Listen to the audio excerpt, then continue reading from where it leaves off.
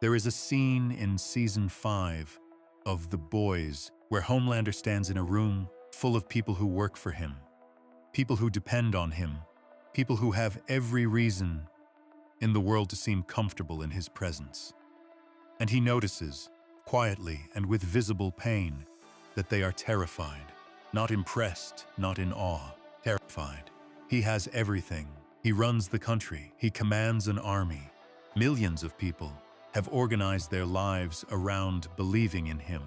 And he is standing in a room full of proof that none of it is working, that the hunger is still there, that the child who was grown in a laboratory and never once held by anyone who loved him is still sitting somewhere underneath all of that power, still waiting, still empty in a way that no amount of worship was ever going to reach. This is not a story about a villain reaching his peak. This is the complete psychological collapse of Homelander. Welcome to Between the Episodes. Let's get started. Section 1. The child who was never allowed to grow up. There is a version of this story that starts with the cape, with the laser eyes and the flag, and the carefully rehearsed smile that Homelander uses at press conferences when he needs the cameras to like him. That is the version most people see first, and it is the version he wants them to see. Strong, certain, chosen. But the real story starts somewhere much smaller. It starts in a room underground with white walls and fluorescent lighting and no windows, and a small boy who had never been held by anyone who loved him. Homelander was not born into a family. He was not raised in a home. He was grown in a laboratory by Vought International, a corporation that needed a product and engineered one. His biological origins were never part of his life in any meaningful sense. He had no mother in the way that word implies warmth or presence. He had no father figure who chose to be there. He had scientists with clipboards, a series of tests designed to measure his capabilities, and the occasional visit from Vought executives assessing their investment. What is important to understand about this, before anything else in Season 5 can make sense, is that this is not simply a sad backstory. It is a clinical foundation. The conditions of Homelander's earliest years were not just emotionally barren. They were the precise conditions that developmental psychology identifies ordinate point for the most severe and enduring forms of attachment disorder. Attachment, in its most basic sense, is what forms between an infant and a consistent caregiver. It is not a luxury. It is not a nicety that some children have and others manage without. It is the mechanism through which a developing human being learns that the world can be trusted, that other people are safe, that distress will be met with comfort, and that the self has value beyond what it can perform or produce. When that mechanism is absent, when no consistent figure shows up reliably to meet a child's emotional needs, the developing brain adapts in ways that become permanent. What we know from the show's own flashback material is that Vought was aware of this. There is reference within the series to a Vought psychologist who diagnosed the young Homelander with isolation-induced depression. That detail is easy to miss and easy to underestimate, but it carries enormous weight. It means that the people responsible for his upbringing knew he was suffering psychologically, assessed that suffering clinically, and continued anyway. They did not change course. They did not introduce caregivers or warmth or any of the conditions that might have altered his development. The diagnosis was noted, and the experiment continued. This is where the trap is set that Season 5 will spring. Not in Season 5 itself, but decades before it, in a laboratory where a child was shaped into something that could not be fixed later, no matter how much power was added on top. By the time Season 5 begins, Homelander has been accumulating power for his entire adult life. He is the most physically capable being on the planet. He is effectively running the country. He commands a military force. He has eliminated rivals, survived multiple attempts to bring him down, and arrived at a position that no human being has ever occupied. He has everything a person could want if what they wanted was control and recognition, and the inability of anyone to say no to them, and he is coming apart at the seams. That is not a paradox once you understand the foundation. Power was never going to fix what was wrong, because what was wrong had nothing to do with capability. It had to do with the deepest layers of psychological formation, the parts that get established in the first years of life and cannot be reconstructed by achievement. Homelander spent his childhood in an environment that taught him one thing above all else: that love is conditional, that approval must be earned through performance, and that being abandoned is not a possibility, but a certainty. Those lessons did not go away when he grew up. They calcified. The clinical framework most often applied to Homelander is narcissistic personality disorder, and the fit is accurate. Academic analysis of the character has confirmed that he displays all 9 diagnostic criteria for the condition, which is itself unusual, since most individuals with the disorder exhibit only 5 or 6. The grandiosity is present. The pathological need for admiration is present. The lack of empathy, the exploitative behavior, the inability to tolerate criticism, the fantasies of unlimited power. All 9, every one. But the label, used alone, flattens something important. Narcissistic personality disorder, in Homelander's case, is not just a personality style. It is a survival structure. The grandiosity is not simply arrogance. It is a fortress built over a wound so deep that the person inside cannot afford to acknowledge it exists. The need for admiration is not vanity. It is the only substitute available to someone who never received unconditional love, and so must perpetually seek the conditional version. The kind that requires performance. The kind that can be withdrawn at any moment. Researchers who study the intersection of early attachment failure and later narcissistic development describe a specific pattern. The individual learns at a formative stage that their value is not inherent, that it depends entirely on what they do, how they perform, how impressive they appear to others.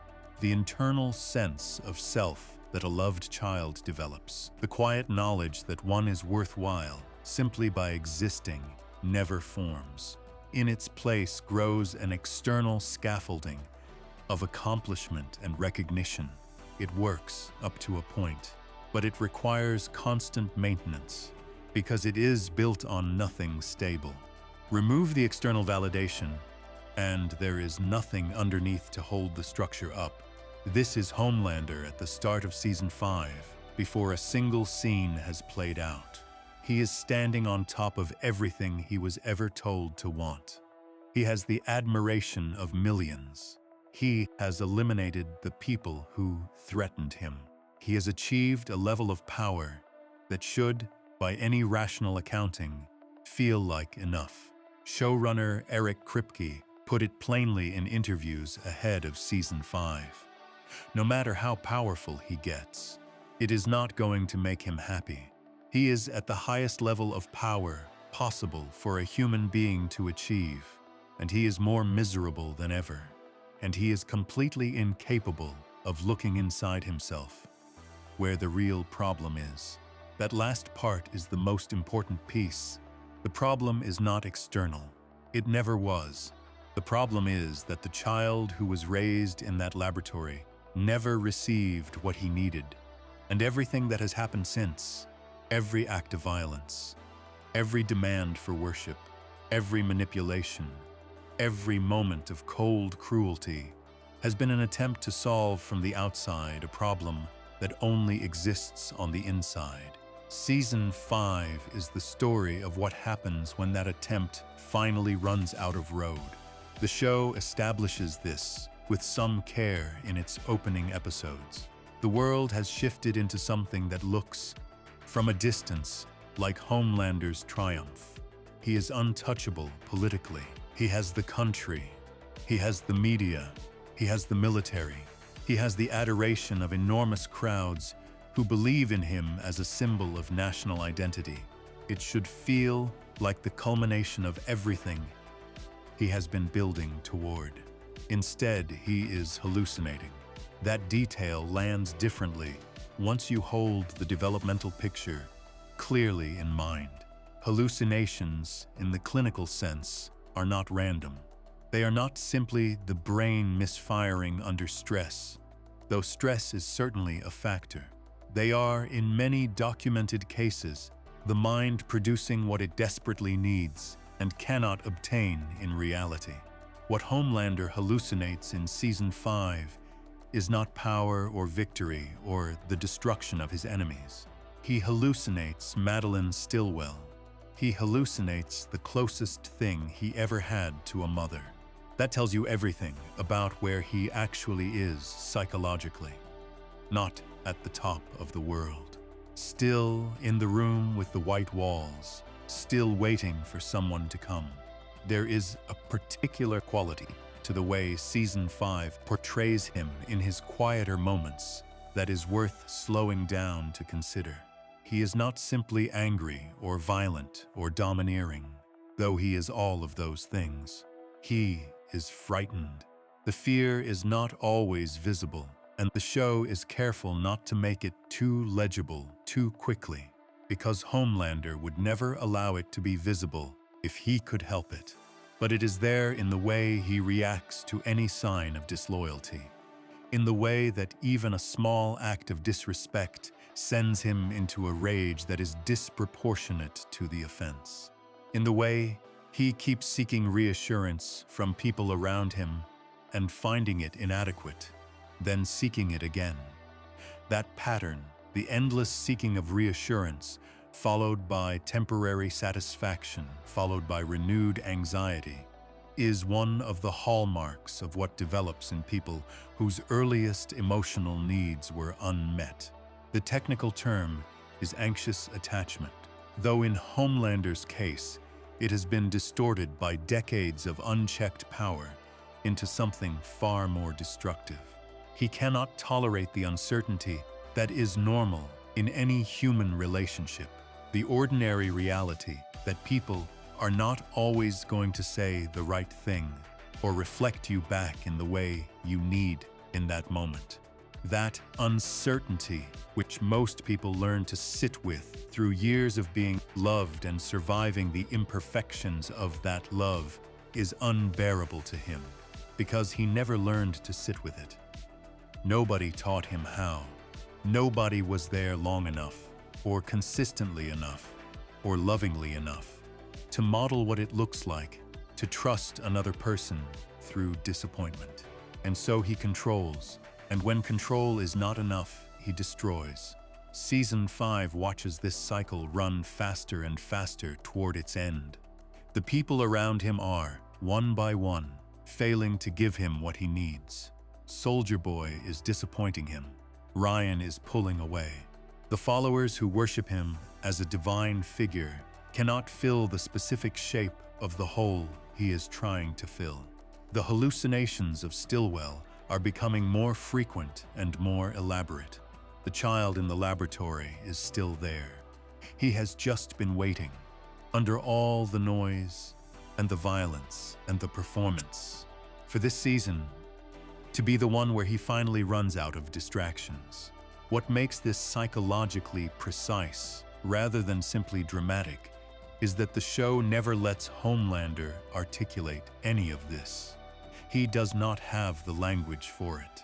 He was never given the relational experiences that would have built that kind of internal vocabulary. He cannot say, even to himself, that what he is actually experiencing is grief, or longing, or the terror of a person who has never once felt genuinely safe. He can only experience it as rage, or as the hunger for more worship, or as the conviction that everyone around him is the problem. That incapacity, the complete inability to look at the inside and understand what is happening there, is not a character flaw in the everyday sense. It is a developmental outcome. It is the direct result of being raised in conditions that produced a person without the inner architecture for self-reflection. Kripke said it directly. He is completely incapable of looking inside himself, where the real problem is. That is not a moral failure. That is the most devastating legacy of what Vought built. By the end of this section, the framework for everything that follows in Season 5 is in place. A man who was engineered to be the most powerful person on Earth. A man who was simultaneously denied the one thing that would have made any of that power feel like enough.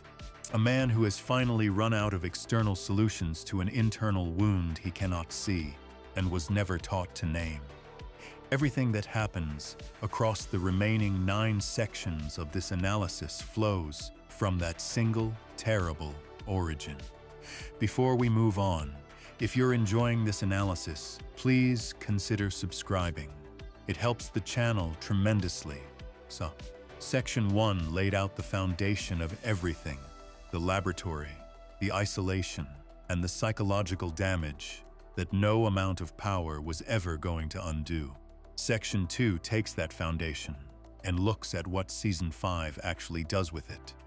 Because there is something deeply strange and deep specific about what it looks like when a person who needs love more than anything reaches the very top and finds only emptiness waiting there.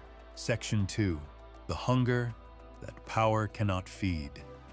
There is a moment early in Season 5 that does not announce itself as important. It is not staged as a dramatic revelation. There is no swelling music behind it.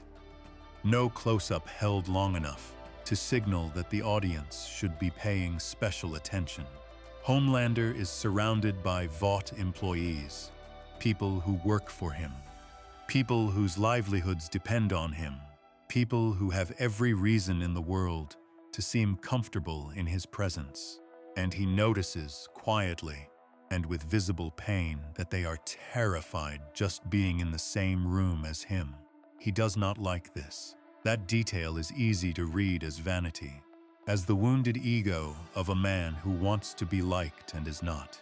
But if you slow down and hold it next to everything established in the previous section, it reads as something far more precise. What Homelander is registering in that moment is not just a bruised sense of importance. He is registering the gap between what he has and what he actually needs. He has obedience. He has compliance. He has a room full of people who will do anything he asks because the alternative is death. What he does not have, what he has never had, what he cannot manufacture with any amount of power, is a single person in that room who is genuinely glad he walked in. That distinction is the engine of Season 5. And it is worth taking some time with, because it is the distinction that most analyses of Homelander tend to skip over. Power, in the way Homelander has accumulated it, produces a very specific set of outcomes. It produces compliance. It produces deference. It produces the performance of loyalty from people who are calculating their survival. What it cannot produce, what it is structurally incapable of producing, is genuine affection. The two things are almost mutually exclusive. Genuine affection requires a degree of freedom. It requires that the person offering it could, in theory, choose otherwise. Love that exists because the alternative is annihilation is not love. It is a hostage situation wearing love's clothes. Homelander knows this, on some level that he cannot fully articulate, and almost certainly would not admit to. He has always known this. Every time someone tells him they love him while visibly shaking. Every time a crowd cheers for him because the alternative is to stand silently while the man with laser eyes scans the room. Some part of him registers that this is not the thing he is hungry for. It has the shape of the thing. It makes the right noises, but it does not fill the space it is supposed to fill. And so the hunger returns almost immediately, louder than before. This is the paradox that Season 5 places at the center of Homelander's arc. He has spent his entire existence accumulating the external conditions that were supposed to make him feel what he needed to feel. More approval, more admiration, more obedience, more power to compel more of the same. And he has arrived, at the opening of the final season, at a position where those conditions are more completely met than they have ever been. He runs the country. He commands an army. He has millions of followers who believe in him as a symbol of something larger than themselves. He is, by every external measure, at the peak of everything he was built to pursue. And Sister Sage, the smartest person on the planet, looks at him in the first episode and says something that cuts straight through all of it. No matter how powerful you are, it is not going to make you happy. She is right, and the show knows she is right. And Homelander, somewhere underneath the performance of dismissing the observation, knows it too. That is precisely why it lands the way it does. It is not a provocation from an enemy. It is a diagnosis from someone within his own circle, delivered with the flat certainty of a person stating something obvious. She is not trying to wound him. She is simply describing what she sees. And what she sees is a man who has everything and is falling apart. The psychological framework for understanding why this happens is not complicated, though the living of it is. There is a concept in developmental psychology, sometimes described as the difference between contingent and unconditional regard. Contingent regard is approval that depends on performance. It says, in effect, that you are valuable when you do the right thing, when you succeed, when you present yourself in the approved way. Unconditional regard says something different. It says you are valuable simply because you exist, not because of what you can do or what you have achieved or how impressive you appear to others, but because of the simple fact of your presence. The distinction sounds abstract until you consider what it does to a developing person. A child who receives contingent regard, whose caregivers respond warmly only when the child performs correctly and withdraw when it does not, learns a very specific lesson. The lesson is that the self, in its unperformed state, is not enough. That being requires justifying. That love is a transaction that has to be continuously earned, and that the moment the performance falters, the warmth will disappear. Children who absorb this lesson do not simply develop low self-esteem in the ordinary sense. They develop a relationship with approval that is structurally addictive. More is never enough, because more was never the point. What was missing was the kind that does not require earning. Homelander received no form of regard that was not contingent. In the laboratory, he was valued for his powers. In the public arena, he was valued for his image. From Stillwell, he received a version of warmth that was always wrapped around manipulation, always in service of Vought's interests, always conditional on him performing the role they needed him to perform. There was no moment in his entire developmental history where anyone communicated to him that he was enough simply by being there. So he kept performing, and the performance kept requiring larger and larger audiences, greater and greater demonstrations of power, More and more elaborate displays of the thing he hoped would finally produce the feeling that had always been missing. Season 5 is the season where that escalation reaches its logical endpoint. By the time the season begins, the escalation has moved into territory that reveals how desperate the hunger has become. It is not enough to be admired as a superhero. It is not enough to be respected as a political force. The thing being sought now is worship in the most literal sense. Homelander wants to be God, not metaphorically, not as an expression of ambition.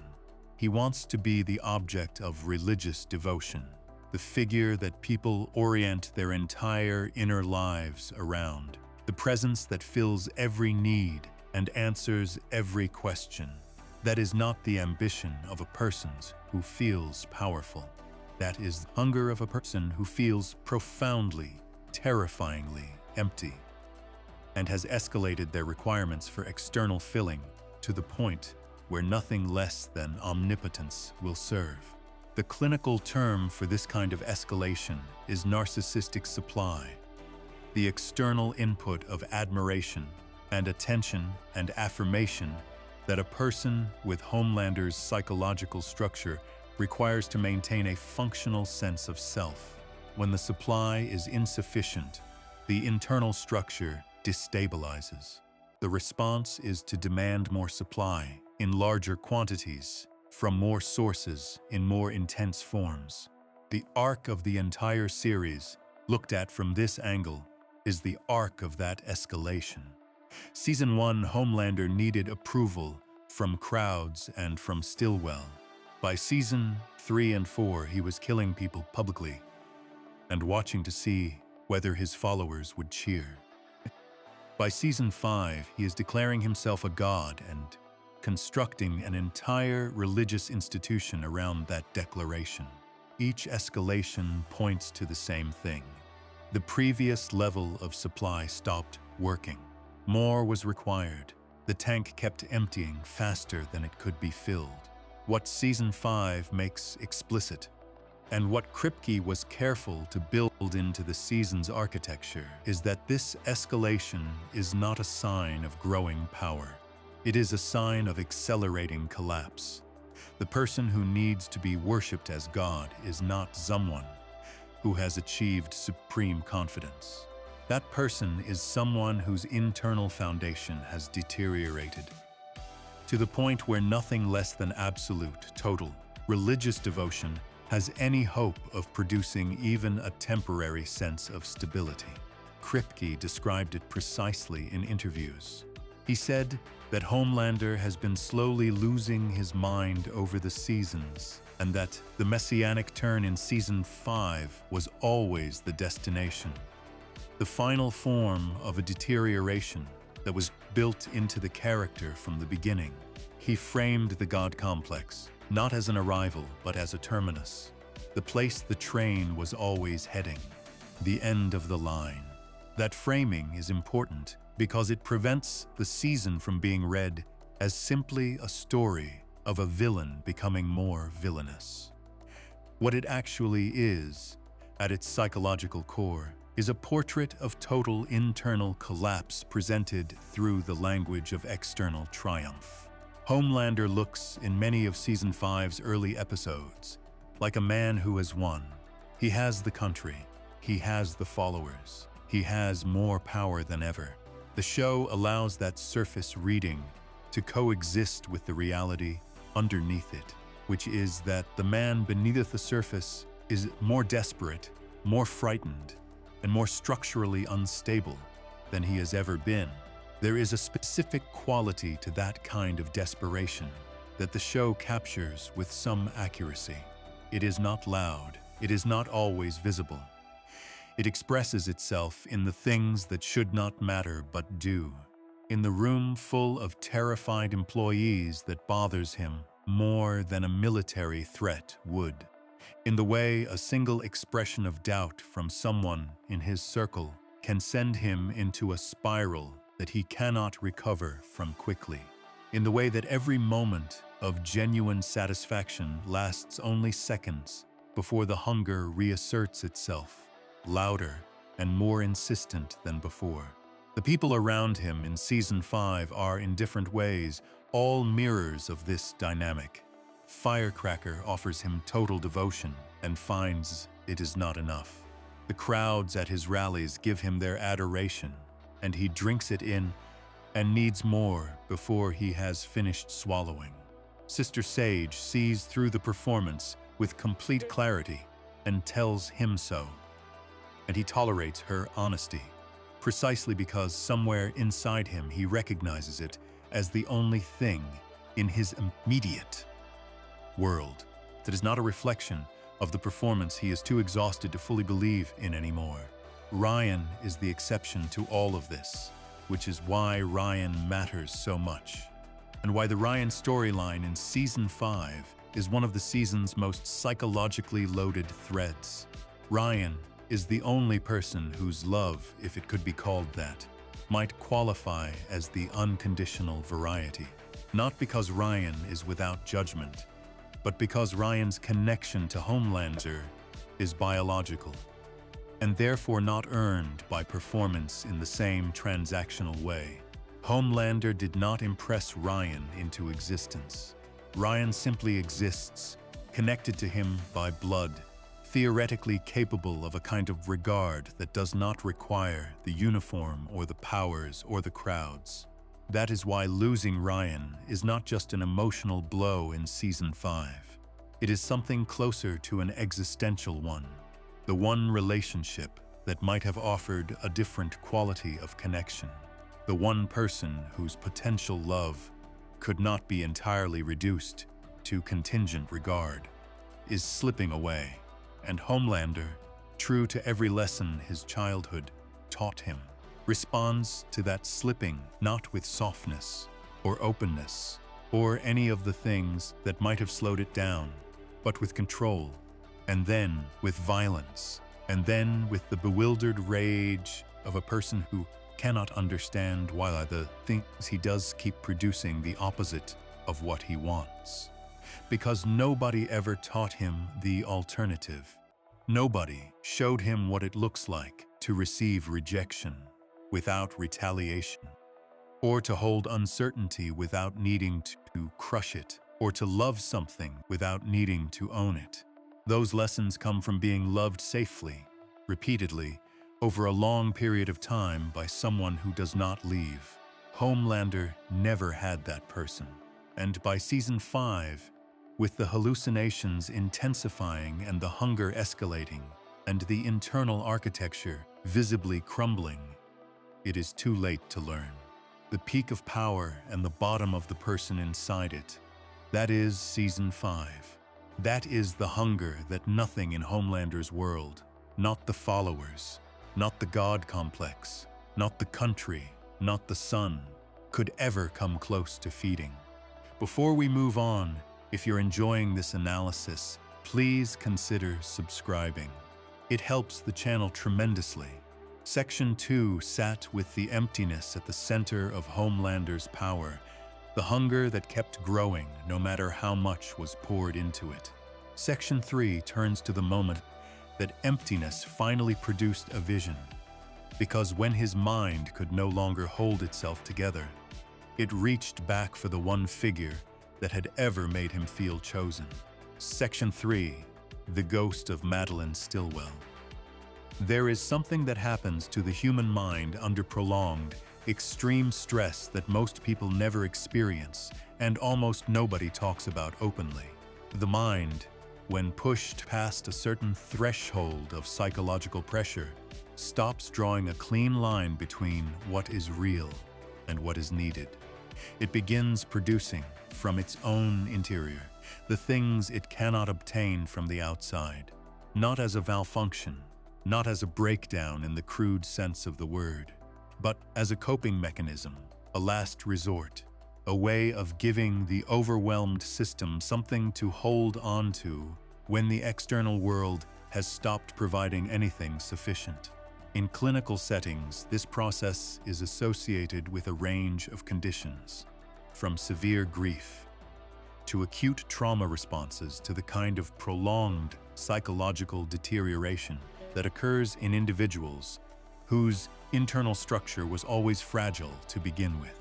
It is not the same as psychosis in every case, though it can become that. What it always is, regardless of its clinical categorization, is a message. The content of what the mind produces in those moments, the specific figures or voices or images it reaches for, is never random. It is always drawn from the deepest part of the person's emotional history. It is always a portrait of what was most needed and most missing. When Homelander begins hallucinating Madeline Stillwell in Season 5, the show is not simply staging a dramatic set piece. It is staging a clinical event, and understanding what that event reveals about where Homelander actually is psychologically, beneath all the power and the God complex and the public performance of absolute certainty, is one of the most important things a careful analysis of this season can do. Stillwell, for those whose memory of her needs a moment to come back into focus, was the Vought executive who managed Homelander throughout the first season of the show. She was the head of Vaught's superhero division. She was sophisticated, controlled, manipulative in the way that people who are very good at their jobs and completely without scruple tend to be manipulative. She understood Homelander's psychology with a precision that nobody else in the show ever quite matched, not because she cared about him, but because understanding him was professionally necessary. He was the most valuable and most dangerous asset the company had, and keeping him functional and directed required knowing exactly which emotional levers to press. The relationship that developed between them was one of the most psychologically complex threads in the entire series. On the surface, it looked like a management relationship, a superior handling a subordinate. But underneath that surface, it was something considerably stranger and more revealing. Homelander related to Stillwell as a child relates to a mother, not in a healthy developmental sense, but in the distorted, hungry, desperate sense of a child whose attachment needs were never met and who has latched onto the first figure that provided anything resembling consistent emotional response. Stillwell played into this deliberately and skillfully. She used the maternal dynamic as a control mechanism. She knew that Homelander craved being seen as special, as chosen, as beloved, and she fed that craving in carefully calibrated doses. She would praise him. She would hold him. There was a physical closeness between them that was not quite romantic and not quite parental, and was deeply uncomfortable to watch, precisely because it existed in the space between those categories, in the territory that forms when a person's developmental needs were never met at the appropriate time and so persist into adulthood in distorted forms. She was also nursing him with her own breast milk, a detail the show presents with deliberate, unsettling clarity, because the show understands what it means. It is not played for cheap shock. It is played as the visual expression of exactly what the relationship was. A man with the power to destroy cities, being nurtured like an infant by a woman who was using that nurturing as a leash. The image is disturbing because the reality it represents is disturbing. Homelander, for all his power, was in that relationship. Still the child in the laboratory, still reaching for the thing that was never freely given. Then he killed her. At the end of Season 1, when he discovered she had been deceiving him in ways he could not absorb or forgive, he killed her. He stood over her and used his laser eyes, and that was the end of Madeline Stillwell. Except, as Season 5 makes clear, it was not the end of Madeline Stillwell, because she was never simply a person to him. She was a psychological object, She was the externalization of the thing he had been seeking since the laboratory.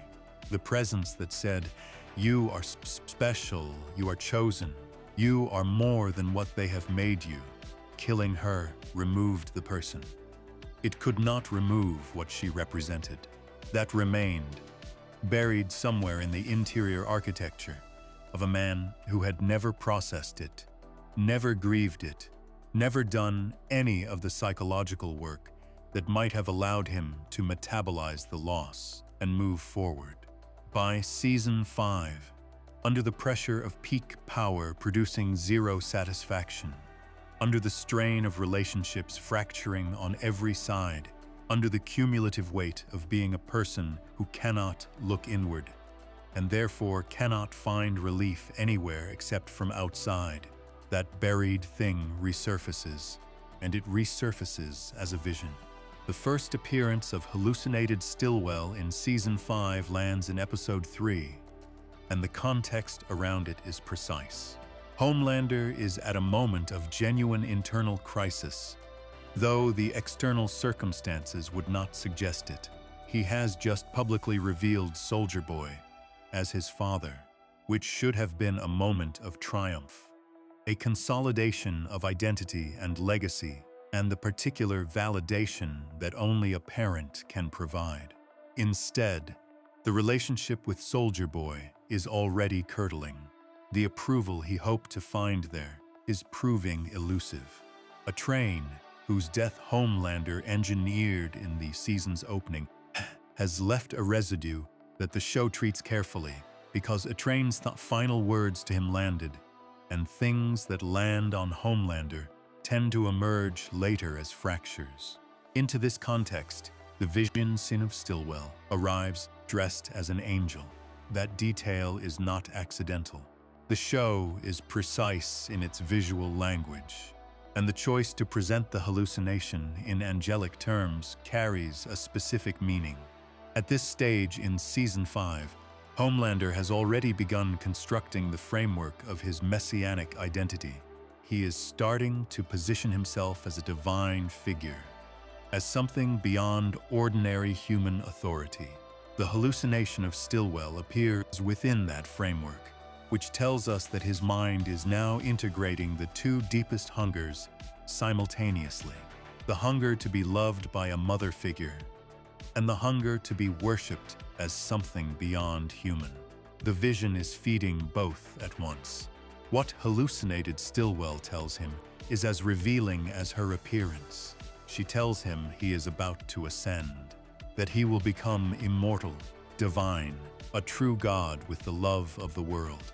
She frames his path forward as a destiny. She tells him he deserves more than what he has been given, more love than he has received, more recognition than any previous figure, more worship than has ever been offered to anyone. And then she asks, in a line that is easy to pass over but should not be, why should he have more love than Jesus? You save more people than he does. That line is the center of the hallucination's psychological meaning, because what it reveals is not ambition in the ordinary sense. Ambition wants more than others have. What this reveals is a need so vast that even the most worshipped figure in human history is being positioned as insufficient comparison. The hunger is not for more than his rivals. The hunger is for more than anyone has ever received, because the wound it is trying to fill is bottomless, because no finite amount of love or worship or devotion, however large, was ever going to be sufficient to address something that formed at the very beginning of a person's existence and was never treated. Showrunner Eric Kripke confirmed in interviews that this vision was the deliberate centerpiece of Episode 3, and that it was written as a signal of a psychotic break in progress. His words were direct. A psychotic break is on its way. Things are not coming together for him. They are falling apart. The hallucination of Stillwell is not a comforting visitation. It is a symptom. It is the mind producing what it cannot obtain, in a form that is increasingly detached from any stable relationship with reality. The clinical dimension of this is worth sitting with. Psychotic episodes, or the states that precede them, often involve the mind reaching back for figures of attachment, people from the past who represented safety or love or significance, and producing them as present-tense experiences. The mechanism is not mysterious once you understand it. The psyche, under extreme duress, is attempting to regulate itself. It is attempting to produce the emotional experience that would stabilize the system. When no external source is available or sufficient, the system generates the source internally. For Homelander, the figure the system reaches for is Stillwell. Not any of the people currently around him. Not Ryan, not Soldier Boy, not anyone from his present circumstances. It reaches back past everything that has happened, past all the accumulated power and violence and time, to the one figure who ever provided anything resembling the specific quality of emotional experience he needed most. The maternal recognition. Though you are special, you are chosen, you are more than they see. The fact that Stillwell is dead and that he killed her does not disrupt this. The psychological object she represented never died. It could not die because it was not really about her. It was about what she stood in for. The hallucination makes this visible in the clearest possible way. His mind is not replaying a memory. It is creating an ongoing relationship with what she represented, continuing to seek from that internal image what it could never fully receive from the actual person. There is another layer here that the show handles with some care, and it has to do with what the vision says about Homelander's relationship to truth. The hallucinated Stillwell tells him things he wants to hear. She validates his divine self-image. She frames his worst impulses as destiny. She does not challenge him or complicate his self-conception in any way. She is, in this sense, the perfect internal object for a person with his psychological structure, because she reflects back exactly what he needs to believe about himself. Real Stillwell was more complicated than that. Real Stillwell manipulated him. Yes, but she also occasionally pushed back, occasionally offered the kind of friction that prevented his self-image from becoming completely unmoored from observable reality. The hallucinated version has none of that friction. She is pure affirmation, and that absence of friction is itself a diagnostic signal. The hallucination is not a memory or a visitation. It is a production of the psyche in a state of deterioration, generating the purest possible version of what it hungers for, unchecked by any of the complications that real relationships always carry. This is what a psychotic break in progress looks like in practice. Not necessarily screaming and incoherence, not always the dramatic external collapse that the phrase tends to conjure. Sometimes it looks like a very powerful, very controlled person who has constructed an internal dialogue with a dead woman dressed as an angel, who is telling him he is destined for godhood, and who cannot be distinguished from external reality by the person experiencing her. The episode and the season is careful not to linger on this too long. The vision appears, it delivers its message, the narrative continues.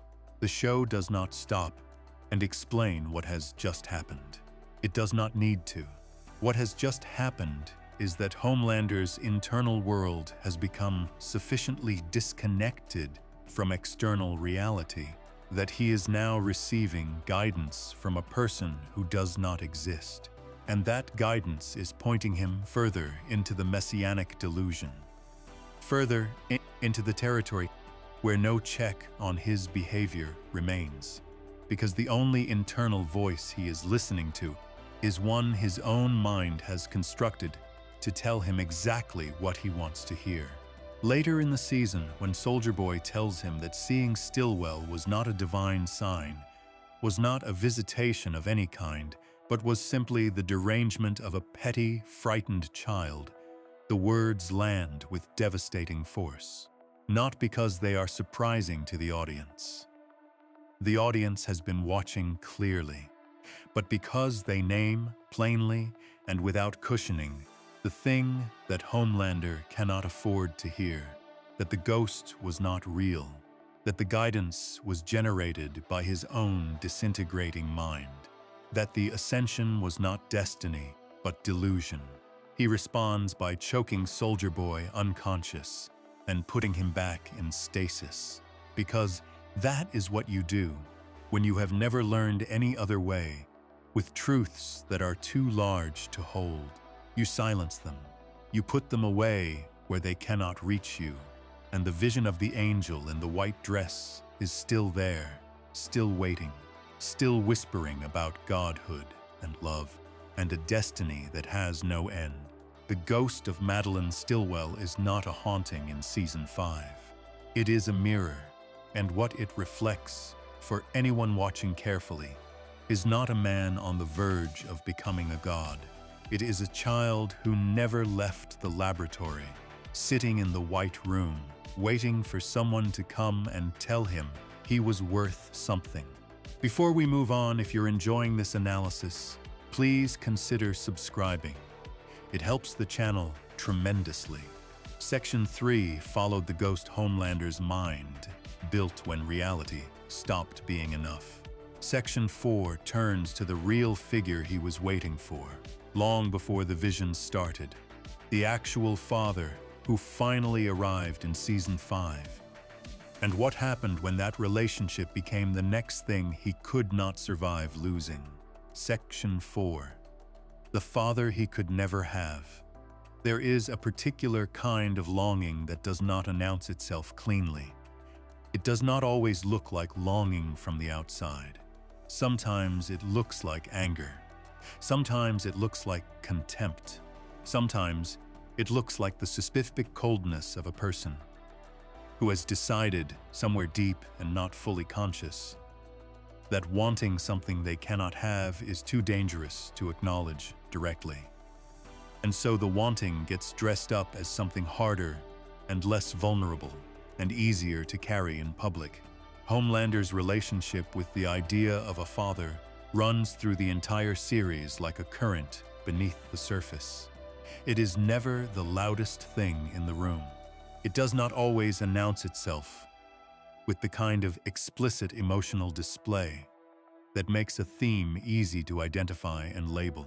But it is there consistently, in the background of almost every significant relationship he forms. In the way he responds to authority. In the way he relates to figures who occupy positions of power above him. In the specific quality of his rage when those figures dismiss or diminish him. By the time Season 5 begins, the audience already knows that Soldier Boy is Homelander's biological father. That revelation came at the end of Season 4, delivered with the kind of careful staging that signals the show understood exactly what weight it was placing on the narrative. Soldier Boy, played by Jensen Ackles, is a first-generation superhero, a figure from an earlier era of Vought's project, a man who was himself the product of the same corporate machinery that later produced Homelander. He was kept in stasis for years, frozen in a state of suspended animation, after becoming too volatile and too difficult to manage. And his return was engineered by the new political establishment that had essentially handed the country to Homelander. The setup, going into Season 5, has the quality of a loaded device. Here is a biological father. Here is a man who shares Homelander's origins in the most literal possible sense, who understands what it means to have been made by Vought rather than born into a family, who carries his own damage from the same system. Here is the person whose potential arrival in Homelander's life as a genuine parental figure could, in theory, address something that no amount of power or worship or hallucination has been able to reach. The show knows this. It builds the season with full awareness of what this relationship represents psychologically. And what it does with that awareness is not comfortable to watch, but it is accurate in a way that matters. Homelander in the early episodes of Season 5, around Soldier Boy, is different from Homelander in almost any other context. The difference is subtle enough that it is easy to miss if you are watching quickly, but it is there and it is specific. There is a quality of wanting in the way he positions himself near his father that does not appear in his relationships with followers or subordinates or enemies. He is not performing dominance in those moments. He is not performing anything, which is itself remarkable for a character who is almost always performing something. He is simply there, oriented toward this other person, in the way that a person orients towards something they have needed for a very long time, and are now, for the first time, close enough to almost touch. He publicly reveals Soldier Boy as his father to the world, on camera, in a move that has the surface appearance of strategic positioning, but carries underneath it something far more personal. He is not simply deploying a narrative. He is claiming a lineage. He is telling the world, and perhaps telling himself, that he belongs to someone, that there is a figure of origin, a source, a person whose existence explains and validates his own, that he is not simply a product manufactured in a laboratory, but the son of someone, that the word father, which had never applied to any real person in his life, now has a face attached to it. The need behind that public declaration is not difficult to read once you are holding the developmental framework clearly. One of the central damages of Homelander's upbringing is the absence of any coherent narrative of origin. He was raised in a laboratory, coached to deliver fictional stories about a childhood home he never lived in and parents he never had, forced to perform a history that was invented for him by a corporation. He had no real story of where he came from, no real account of why he existed, or who made him or what he was made from. That absence is not a minor biographical gap. It is a foundational wound. Human beings derive a significant portion of their sense of self from their understanding of their own origins. Remove that understanding, replace it with a fabricated corporate narrative, and the self that forms is built on ground that cannot hold weight. Soldier Boy offers something different, something real, a biological connection that is verifiable, that cannot be taken away or rewritten by Vought's communications team, that exists in the blood and the genetics and the shared experience of having been produced by the same machinery. Homelander reaches for this with both hands, and the reaching is one of the most psychologically transparent things he does in the entire season. What he finds when he reaches is not what he needed. Soldier Boy is not a father in any meaningful developmental sense. He is a man who is himself profoundly damaged, who carries his own legacy of Vought's conditioning, who has the emotional range and relational capacity of someone who was himself denied the things that make genuine connection possible. He is contemptuous in the way that people are contemptuous when they have never learned to be anything else. He is dismissive in the way that men of a certain era and a certain psychological formation are dismissive, almost reflexively, of anything that reads as emotional need. He insults Homelander with the casual ease of someone who does not register that the person in front of him is a loaded weapon pointed at its own origins. He calls him a weird failure. That phrase deserves to sit alone for a moment, because it is doing a significant amount of psychological work in the season. Weird failure. Two words chosen by Soldier Boy in a moment of frustrated aggravation, delivered without apparent awareness of their weight, and they land on Homelander with the force of a physical blow. Not because they are uniquely devastating as insults go, but because of where they land. They land directly on the wound that was established in the laboratory. The wound that says the self, in its unperformed state, is inadequate. That the person beneath the cape is not enough.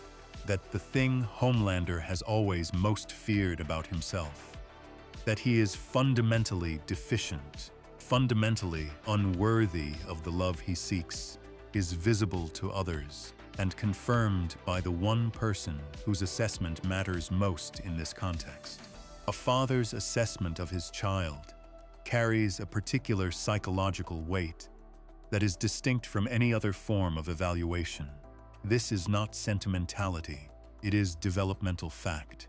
The way a father sees a child and the way the child perceives that seeing shapes the child's relationship to their own sense of competence and worth in ways that persist across a lifetime. For Homelander, who never had a father, who has spent his entire existence without anyone occupying that role, the first assessment he receives from the person who actually holds it is that he is a weird failure. The response to this is, in retrospect, completely predictable. Not because Homelander is simple, but because the response is the only one available to a person with his psychological architecture when faced with this specific kind of wound. He cannot absorb the criticism and grow from it, because growth of that kind requires a stable internal foundation that he does not have. He cannot dismiss it without cost, because it activates the deepest layer of his fear about himself. He cannot express the hurt directly, because direct expression of vulnerability has never been something he was safe enough to practice. What he does, instead, when Soldier Boy tries to walk away from the relationship entirely, when his father delivers the break in the language of someone who simply cannot be bothered to continue, is grab him from behind and choke him unconscious. Then he puts him back in stasis. This moment is Season 5 at its most psychologically precise. The violence is not primarily about control in the strategic sense. It is about the inability to tolerate abandonment. Soldier Boy is not a military threat that needs to be neutralized. He is a father who is leaving, and the leaving cannot be permitted. Not because of what Soldier Boy can do, but because of what his leaving means. It means the thing Homelander has always believed about himself is confirmed, that the people who should stay always go, that the love he reaches for always turns out to be unavailable, that he is at his core the kind of person who gets left. The choice to put Soldier Boy back in stasis rather than kill him is also worth examining. It would have been cleaner to kill him, safer strategically. But Homelander does not kill him. He freezes him. He puts him in a state where he cannot leave, but has not been lost. This is the behavior of someone who cannot bear to lose the object entirely, even after the object has proven painful and disappointing. The father is still there, preserved, on hold, neither available nor gone. It is a solution that makes no practical sense and perfect psychological sense. There is something in this that echoes a pattern recognizable in the psychology of people who experienced early abandonment and then go on to form relationships characterized by intense ambivalence, the push and pull between wanting closeness and fearing it, the inability to fully commit to either having the person or releasing them, the suspension of the relationship in a state of potential where it can neither fulfill nor finally disappoint. because it has been frozen at the moment just before the worst thing happened. Homelander cannot have a father, not in the way the word is supposed to mean. Not because Soldier Boy is biologically incapable of it. Though the show suggests his own psychological damage would have made genuine fathering nearly impossible regardless. But because Homelander himself does not have the internal capacity to receive it, even if it were fully offered, the kind of parental relationship that could have addressed the wound would have needed to happen decades ago, in the laboratory, before the architecture was fixed. The person Homelander has become, hardened by decades of survival and violence, and the distortions of enormous power, cannot be reached by fathering now. The window for that has been closed for a very long time.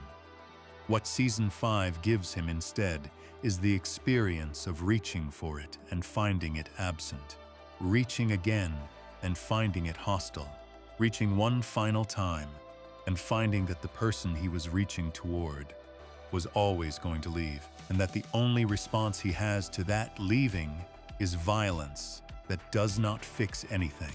Kripke described this arc with clarity in interviews following the season. He said that Homelander tried to present himself as a god on one hand, while being a needy, vulnerable person on the other, and that his family kept abandoning him without him ever being able to understand why. That framing is not incidental. It is the thesis of Homelander's entire Season 5 character arc. Stated plainly, he cannot understand why. The why is inaccessible to him. The introspective capacity required to trace the connection between his own behavior and the outcomes it produces simply does not exist in a developed form. He reaches, he damages, he loses. He cannot see the line between those three events.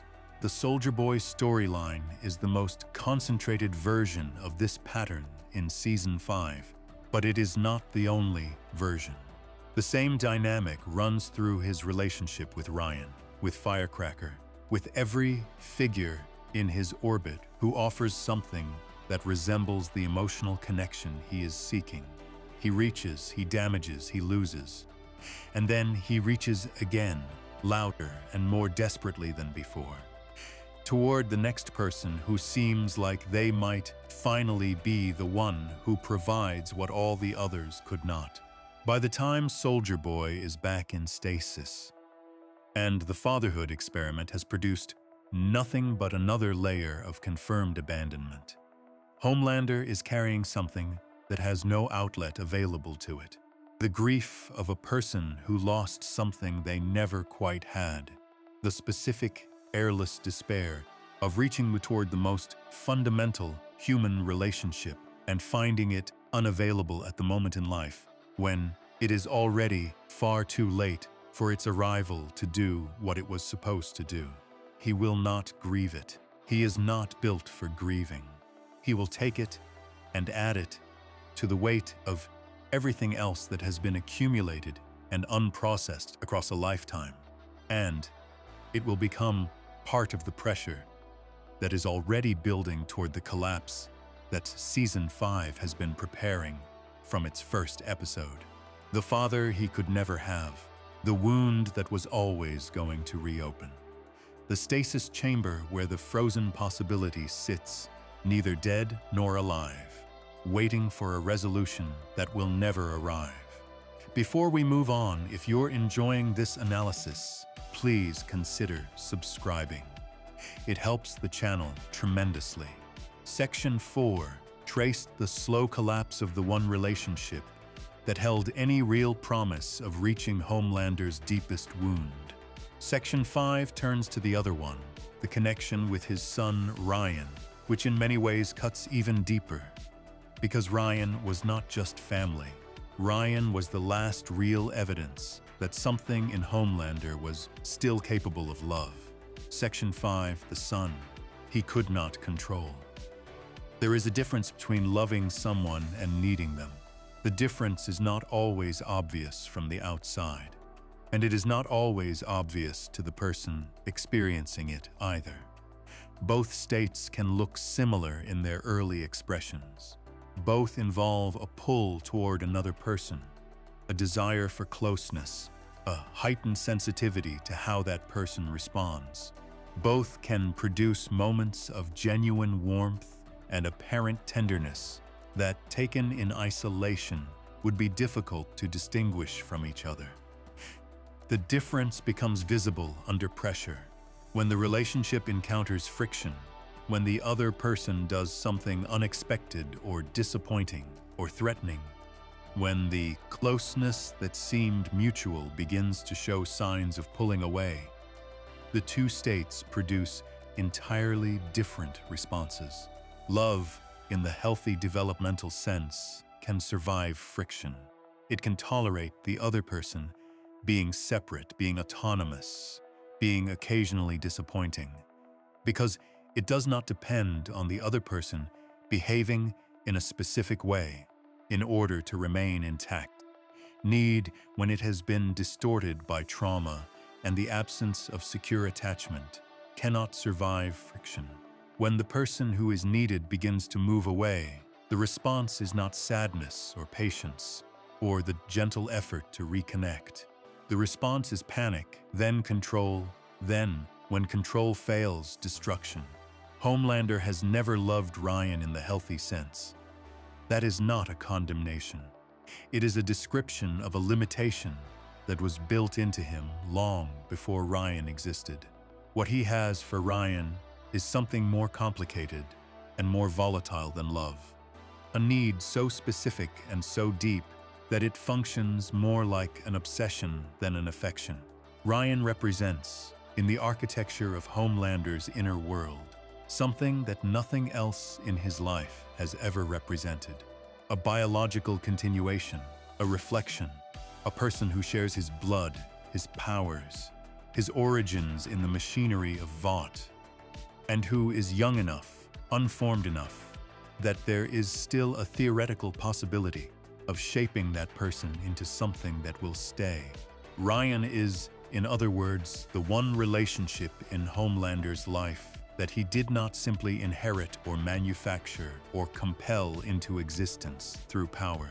Ryan is the one person whose existence carries, at least at a biological level, the potential for the kind of unconditional connection that Homelander has been seeking his entire life. A child who did not choose to be connected to him, but is connected nonetheless. A child who could, under the right conditions, grow up seeing him not as a monster or a deity or a political symbol, but as a father. That possibility is what makes the Ryan storyline in Season 5 the most psychologically devastating thread in the entire season. Because the season is the story of Homelander systematically destroying that possibility while being completely unable to see that he is doing it. The setup going into Season 5 already has the relationship under significant strain. By the end of Season 4, Ryan has seen enough of who his father actually is to be deeply troubled. He is not a young child anymore, innocent enough to be shaped by whatever narrative Homelander chooses to present. He is a teenager with his own forming sense of right and wrong, with his own experiences of the world, with the particular moral clarity that adolescence sometimes produces before it gets complicated by the compromises of adult life. He has watched his father do things that cannot be explained away. He carries the weight of what he knows. He is also, crucially, still reachable, still present, still in a position of enough proximity to Homelander that the relationship has not yet fully broken. There is still something there, something fragile and damaged but not yet gone. And Season 5 opens with that fragile thing still technically intact. Then Homelander begins doing what he always does with fragile things. The scene in Episode 3, where Homelander's treatment of Ryan escalates from psychological pressure to physical violence, is one of the most important scenes in the season precisely because of what it is not. It is not a scene of a villain attacking an enemy. It is a scene of a father attacking his child, and the specificity of what leads to that violence, the chain of events and emotions that produces it, is where the psychological content lives. What happens in the lead-up to the violence is that Ryan pushes back, not with physical confrontation initially, but with truth. He challenges Homelander's account of what happened to his mother, Becca. Homelander, in characteristic fashion, tries to reframe the assault of Becca as something other than what it was, tries to construct a version of events that places the responsibility somewhere other than with himself. Ryan refuses this version. He knows what happened. He will not accept the rewriting of it. This is, in the language of Homelander's psychological structure, an act of profound threat, not a physical threat, not a strategic threat, something far more destabilizing than either of those. Ryan is refusing to reflect Homelander back in the version Homelander needs to be reflected in. He is refusing to be the mirror that shows the father what the father wants to see. He is offering, instead, the mirror that shows what is actually there, and what is actually there is something Homelander cannot afford to look at. The violence that follows is not rage in the simple sense. It is the response of a person who has no other tools for managing the experience of being truly seen and found wanting. Physical domination is the only available response when the internal architecture for tolerating honest reflection has never been built. He cannot sit with what Ryan is saying. He cannot absorb it and respond with anything resembling openness.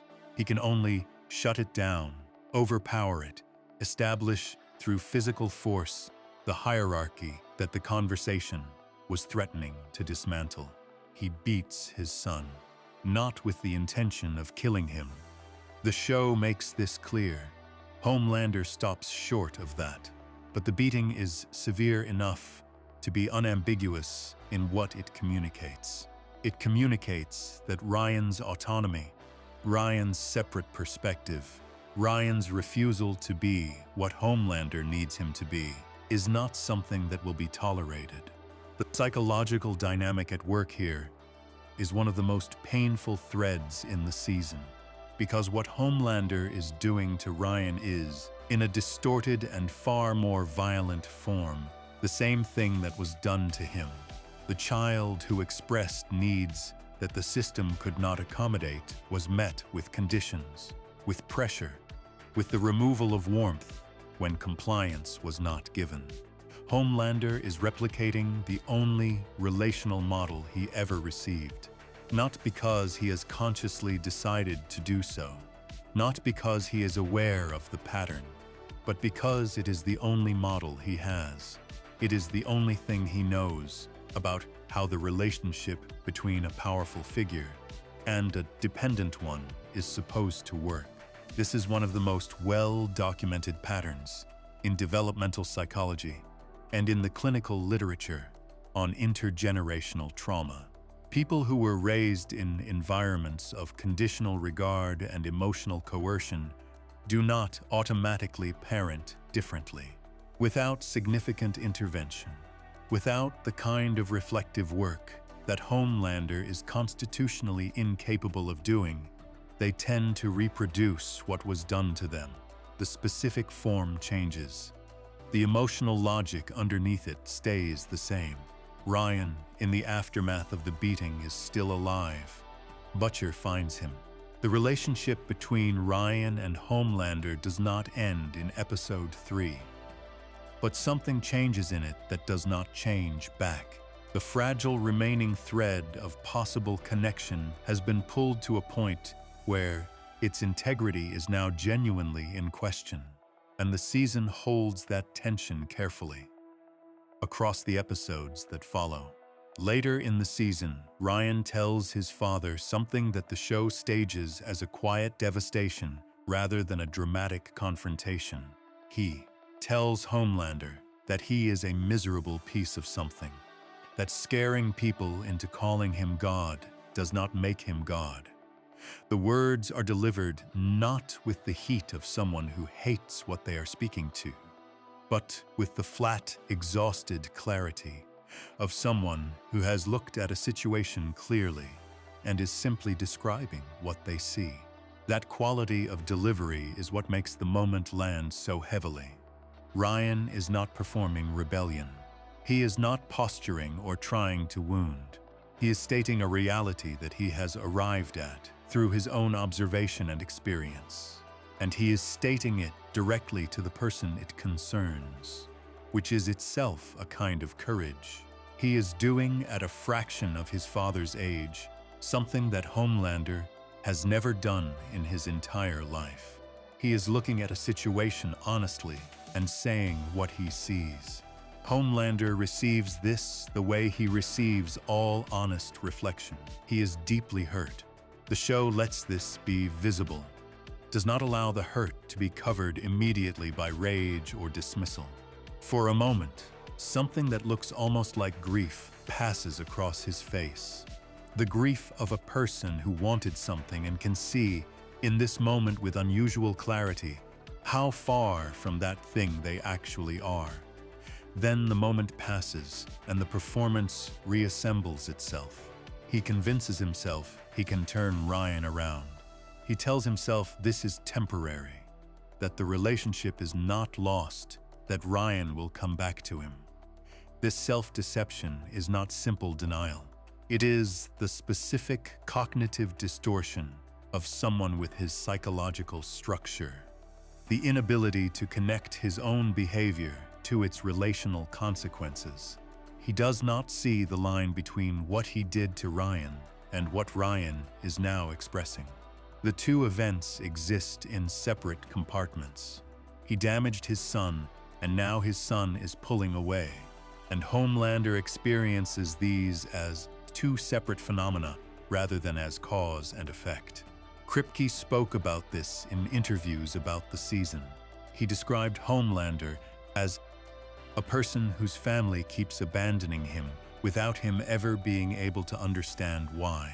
The word abandoning is doing important work in that formulation, because Ryan is not abandoning Homelander in the way one abandons something they were never connected to. Ryan is withdrawing from a relationship that was destroying him, responding rationally to treatment that no child should receive. But Homelander experiences it as abandonment. He experiences it through the lens of the foundational wound, the lens that interprets every withdrawal as confirmation that he is ultimately and essentially the kind of person who gets left. That interpretive framework, the one that was established in the laboratory and has never been revised, is what prevents him from doing the one thing that might actually slow the loss. He cannot apologize in any genuine sense, because genuine apology requires the capacity to take the perspective of the person you have harmed, to hold their experience as real and significant, to feel something about what your actions cost them. Homelander has a severely limited capacity for all of these things. He can produce the performance of apology when it is strategically useful. But Ryan is not a stranger whose opinion needs managing. Ryan is the person whose withdrawal is breaking something in him. And in the face of that, the performance is not available. What is available is the old tools, pressure, justification, the insistence that he is right and the other person is wrong, and the wrongness of the other person is the actual problem. The relationship between Homelander and Ryan in Season 5 is the most concentrated demonstration in the series of what happens when a person tries to love with tools that were not designed for loving. Every move he makes toward his son produces the opposite of the intended effect. Every attempt at connection lands as threat. Every expression of wanting Ryan close functions as a reason for Ryan to pull further away. He is working as hard as he knows how to work, using every resource available to him, and it is making everything worse. This is the particular cruelty of his situation, and the show is careful enough to let it be felt as cruelty, even while never asking the audience to excuse what he does. He is not simply a monster being monstrous. He is a person with a catastrophic psychological deficit attempting to sustain a relationship that requires exactly the capacities he was denied. He is trying to do something he was never equipped to do, and the trying is destroying the thing he is trying to do. By the time Ryan makes his final emotional withdrawal across the season, by the time the father-son relationship reaches the point where Ryan is telling him plainly that he is a miserable person and that worship demanded by force is not the same as love, the loss is complete in every sense that matters. Ryan will not be turned around. The thing Homelander wanted from this relationship, the unconditional reflection, the evidence that he was capable of being loved by someone connected to him by blood rather than fear, will not be available. And Homelander, true to the pattern that has defined him across 5 seasons, cannot grieve this loss cleanly either, cannot metabolize it, cannot do any of the internal work that would allow it to become something he has processed, rather than something he is still carrying, still raw, still driving behavior from underneath the surface. The sun he could not control, the connection he could not sustain, the last real evidence that something in him was still capable of something approaching love, slowly extinguished by the only tools he had ever been given for holding the things he cared about. It was not a failure of caring. It was a failure of the conditions that produce the capacity to care without destroying. And that distinction, invisible to Homelander himself, is everything. Before we move on, if you're enjoying this analysis, please consider subscribing. It helps the channel tremendously. Section 5 traced how Homelander destroyed the one relationship that still held the possibility of real connection. Section 6 turns to what he built in place of everything he kept losing, the cathedral of worship he constructed around himself, and why a man seeking love ended up demanding to be called God. Section 6, the God who needed an audience. There is a specific point in the deterioration of a person who has spent their entire life seeking external validation when the ordinary forms of that validation stop working entirely. Not because the validation disappears, not because the audience gets smaller or the admiration becomes less frequent. The ordinary forms stop working because the internal system that was supposed to receive them and convert them into something resembling stability has been degraded past the point where ordinary inputs can reach it. The doses that used to hold the system functional are no longer sufficient. The system requires something larger, something more total, something that leaves no room for doubt or ambiguity, or the ordinary human friction that always accompanies real relationships between real people. This is where Homelander arrives in the middle stretch of Season 5, not through a single dramatic event, not through one moment of decision where he chooses a path and commits to it. He arrives there gradually, through the accumulated pressure of everything that has failed to fill the hole. The followers who cheer for him but are secretly afraid. The father who dismissed him. The son who is pulling away. The hallucinations of a dead woman dressed as an angel. The room full of employees who cannot relax in his presence. All of it pointing toward the same conclusion, which is that the supply of ordinary human admiration, even in enormous quantities, is not doing what it needs to do anymore. What he reaches for is instead not more of the same thing. It is a categorically different thing. He reaches for worship, not admiration, not respect, not even fear. Though fear has always been part of the texture of how people relate to him, he reaches for the specific quality of devotion that human beings have historically reserved for the divine. The kind of regard that does not involve any evaluation of the person being regarded, that is not contingent on behavior or achievement or performance, that is simply absolute and total and permanent by definition. He wants to be God. The show handles this development with a precision that is worth slowing down to examine, because it would have been easy to present it as simply the next stage of an ego spiraling out of control, the next logical escalation of a villain becoming more villainous. The show does something more interesting than that. It presents the God complex not as an expression of Homelander's power, but as evidence of his desperation, the scale of the demand, the sheer enormity of what he is now requiring from the world in order to feel anything approaching okay, is itself the clearest possible signal of how far the internal deterioration has progressed. The specific mechanics of how the messianic turn unfolds in Season 5 begin in Episode 3 and develop through Episode 4, and the show is careful to connect them directly to the hallucinations of Stillwell. The vision of Stillwell, dressed as an angel, telling him he deserves more love than Jesus, does not simply flatter Homelander's ego. It provides a framework. It gives the hunger a new shape to pour itself into. If what he needs is a quality of love and devotion that no human relationship has ever been able to provide, and if the hallucination of the one figure who ever made him feel chosen is now presenting itself in angelic form and framing his destiny in divine terms, then the framework of godhood offers something that no previous framework has.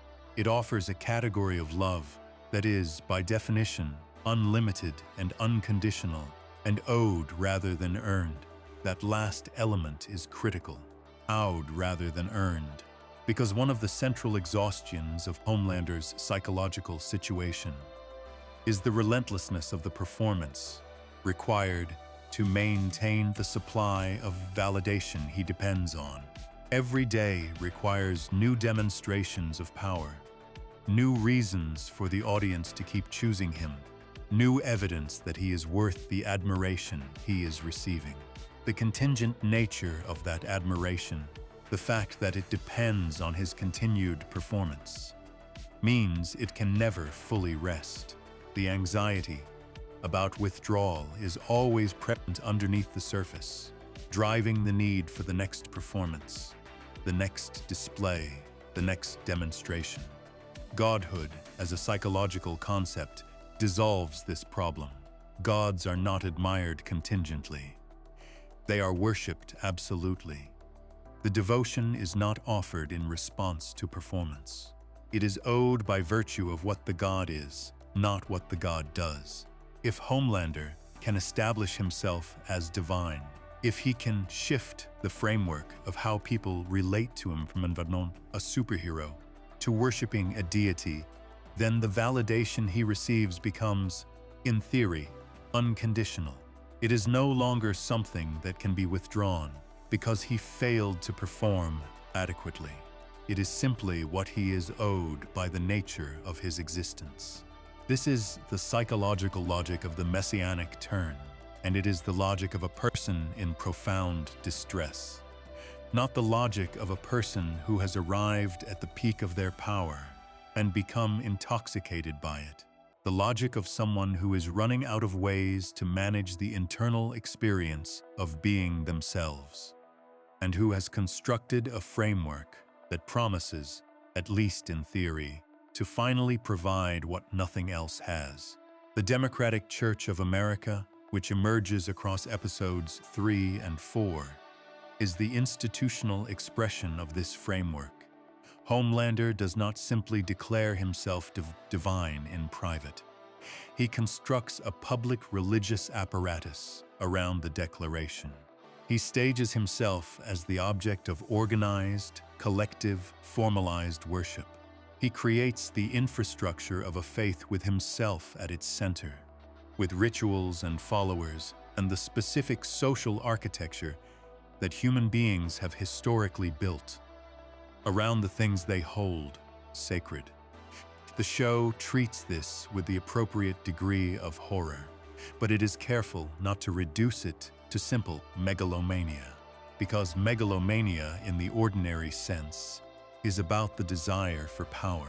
What Homelander is doing is not primarily about power. He has power. He has had power for years, and it has not helped. What he is doing is about the desire for a specific quality of being seen, a quality that only the framework of divinity with its structural requirement of unconditional devotion could theoretically provide. Kripke discussed the arc in interviews before and during the season's release. He said that the messianic turn was always the planned destination for the character, the final form of a deterioration that had been building across the entire series.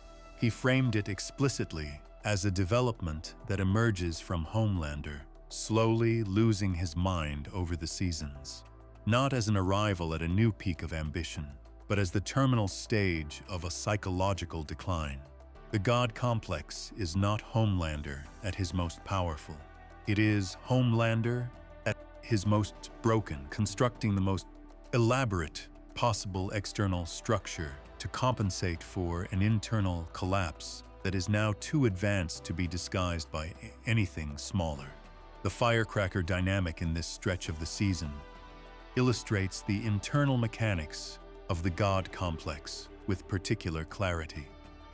Firecracker, as a character, is the most completely devoted figure in Homelander's orbit at this point in the season. Her devotion is not strategic or calculated or maintained out of fear, at least not primarily. She has genuinely organized her sense of purpose around him. She has given up her previous framework of belief, her community, her public identity, everything, in order to be positioned as his most faithful adherent. She is offering him what looks, from the outside, like exactly the kind of total devotion that the God complex requires. But there is a problem. Firecracker cannot fully commit to the specific theological claim. She can manage prophet. She can manage chosen figure, divine representative, the greatest being who has ever lived. What she cannot bring herself to say with complete conviction, because her own religious background makes the claim too enormous to absorb without visible strain, is that he is God himself. And this is not good enough. That insufficiency, the inability to provide total theological validation, even while providing extraordinary personal devotion, tells you something precise about what the God complex actually requires. It is not satisfied by almost. It cannot be partially fulfilled. The framework demands totality because the wound it is trying to address is total. A person who is seeking unconditional regard cannot be partially satisfied by mostly unconditional regard. The condition that is placed on the devotion, however small, reactivates the original anxiety.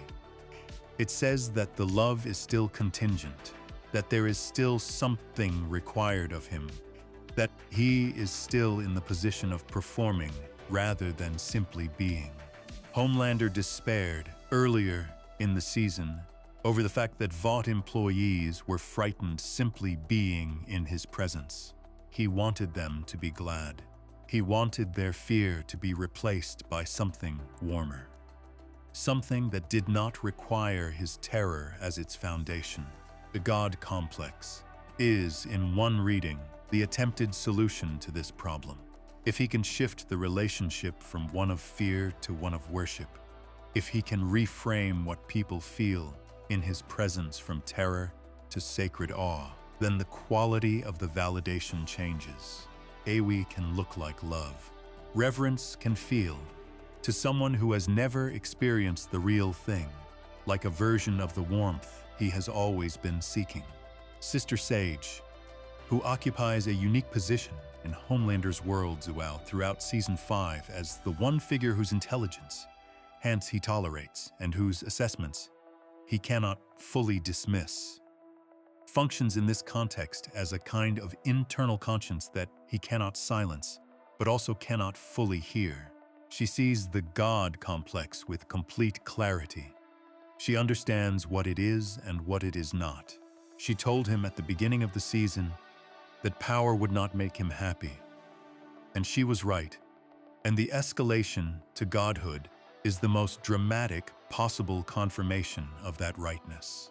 There is something almost unbearably sad about the congregational scenes in Season 5, where Homelander stands before crowds of people who are offering him the worship he has constructed the entire framework to receive, and the camera finds his face in those moments. And what is there is not satisfaction, not peace, not the resolution of the hunger that has been driving everything. What is there is the brief, bright flare of the supply hitting the system, followed almost immediately by the familiar emptiness returning, requiring more, requiring louder, requiring the next service, the next declaration, the next expression of total devotion from a larger crowd in a more formalized setting. Because the framework, for all its ambition, cannot do what it was designed to do. The worship is still, at its foundation, contingent. It depends on his continued ability to compel it. It depends on the structures he has built to enforce it. It depends on people choosing, under various forms of pressure, to offer it. None of that is the unconditional regard that the wound underneath the God complex is actually seeking. It has the form of unconditional regard. It wears the language and the rituals and the institutional apparatus of it. But it is still, underneath all of that, a performance being met with an audience response. And audiences can change their minds. Kripke's description of the season noted something that captures this precisely. He described Homelander as a man who on one hand tries to present himself as a god, and on the other is a needy, vulnerable person whose family keeps abandoning him. The juxtaposition is the point. The god on the outside, the abandoned child on the inside. The more elaborate the external construction of divinity, the more clearly it points to the depth of the interior wound it is trying to cover. The escalation to godhood is not the story of a villain reaching his final form in the sense of arriving at his greatest power. It is the story of a person whose internal resources have been exhausted to the point where only the most extreme possible external structure can produce any temporary relief from the experience of being themselves. It is the story of the hunger growing so large that only an entire religion built in its honor could theoretically feed it, and even that turning out to be insufficient. That insufficiency is what makes the God complex not a triumph but a terminal symptom. It is the last and largest of the structures Homelander has built to manage the unmanageable. And like everything before it, the followers and the power, and the hallucinated maternal figure, and the frozen father and the son he could not hold without damaging, it will not be enough. It was never going to be enough. Nothing built on the outside could ever be enough for a wound that lives entirely on the inside, in a place that Homelander has never been able to reach and was never taught to look for. The congregation worships, the cameras roll, the crowds offer what they have been organized to offer. And somewhere inside the man, at the center of all of it, the child in the laboratory, is still sitting in the white room, still waiting, still as hungry as he has ever been. in a silence that no amount of worship has ever come close to filling. Before we move on, if you're enjoying this analysis, please consider subscribing. It helps the channel tremendously. Section 6 examined the cathedral Homelander, built around his own emptiness, and why even a religion could not fill it. Section 7 turns to the people he killed along the way, and what those deaths reveal about a man who could no longer tolerate any loyalty that came with conditions attached. Section 7. The people he killed to stay comfortable. There is a pattern in the way Homelander kills people across Season 5 that becomes visible once you stop looking at the individual deaths and start looking at what the victims had in common. It is not random. It is not simply the eruption of unchecked violence from a person who has always been capable of it and is now less restrained than before. There is a logic underneath it, a consistent psychological thread running through every significant act of lethal violence he commits across the season. And that thread has less to do with strategy or threat elimination than it does with a very specific kind of intolerance that has been building in him since the beginning of the series and reaches its terminal expression here. The people Homelander kills in Season 5, the ones whose deaths carry psychological weight rather than simply narrative function, are almost uniformly people who failed to provide the precise quality of devotion he required. Not people who opposed him openly, not people who represented genuine military or political threats. People who were, in various ways, inside his circle, inside his orbit of trust and dependence, and who proved, at a critical moment, to be something less than completely and unconditionally his. This distinction matters enormously for understanding what Season 5 is doing with Homelander's violence. The show has always used his capacity for killing as a diagnostic instrument, a way of revealing what is happening inside him by showing what he destroys and when. Across the earlier seasons, his violence was often about control or fear, or the explosive discharge of rage that had nowhere else to go. In Season 5, it becomes something more specific. It becomes the expression of an intolerance that has narrowed to the point where almost any deviation from total, unquestioning, and unconditional loyalty is sufficient to produce a lethal response. A train is the death that opens the season, and its staging is deliberate. The premiere does not linger on it, the way a show that wanted you to mourn A Train's death in isolation would linger on it. It is efficient, almost matter-of-fact in its delivery, and that efficiency is part of the point. Homelander snaps A Train's neck after running him down in a forest. The physical mechanics of the killing are fast.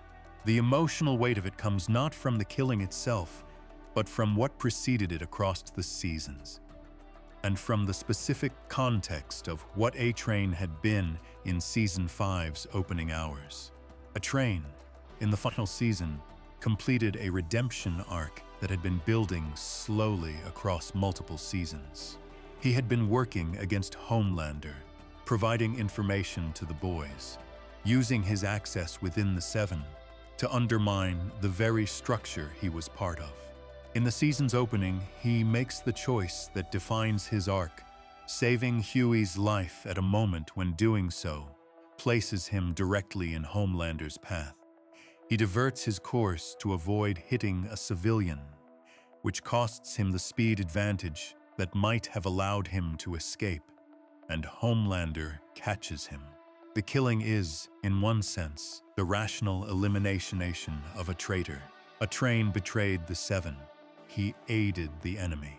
Homelander killing him, in response, follows a comprehensible logic of consequence. But the psychological layer underneath that surface logic is what makes the death resonate in the specific way it does within this season's larger argument. A Train's final act was a choice. He chose the civilian over his own survival.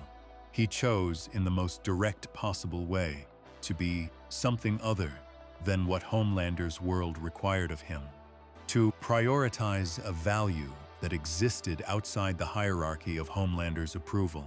And that choice, that moment of A-Train being fully himself rather than a component of Homelander's apparatus, is the thing that gets him killed. Not the years of quiet betrayal, not the information sharing, the single, visible, public act of being a person with his own moral center, who acted from that center, rather than from the demands of the man at the top. Eric Kripke confirmed in interviews that A-Train's death was designed as a statement about the season's tone and stakes. He noted that knowing the show did not have to keep anyone alive was invigorating for the writers, but beyond the narrative function of establishing that nobody was safe, A-Train's death at the opening of Season 5 functions psychologically as the first clear demonstration of what Homelander's intolerance has become. He is not killing threats. He is killing independence. He is killing the evidence that people around him have selves that exist outside their relationship to him. The firecracker death, which arrives later in the season in Episode 5, is the most forensically precise illustration of this pattern. It deserves careful attention, because the circumstances around it are more complex than they might initially appear. And the complexity is where the psychological content lives. Firecracker, as established in the previous section, was among the most devoted figures in Homelander's orbit. Her dedication to him was genuine in a way that most of the people around him could not claim. She had given up her previous identity, her community, her public framework of belief, organizing herself around him with a completeness that should, by any accounting that made internal sense for Homelander, have been sufficient to secure her safety. What undoes her is a single, specific failure of conviction. When Homelander declares himself God and the institutional machinery of the Democratic Church of America begins to take shape, Firecracker cannot fully endorse the claim with the totality it requires. Her own religious background creates a visible hesitation. She can manage prophet. She can manage divine figure. She cannot, with complete internal conviction, say that he is God, and the hesitation is visible to him. Kripke described this in interviews with a precision that cuts to the heart of it. He said that everyone who enters Homelander's orbit gives up every single conviction they have ever had, and then he destroys their careers. He was drawing an explicit parallel to the political dynamics the show was engaging with, but the psychological mechanism he is describing is not primarily political. It is the mechanism of a person whose need for total validation has made partial validation not simply insufficient, but actively intolerable. Firecracker is given chances to leave. The show makes this visible and deliberate.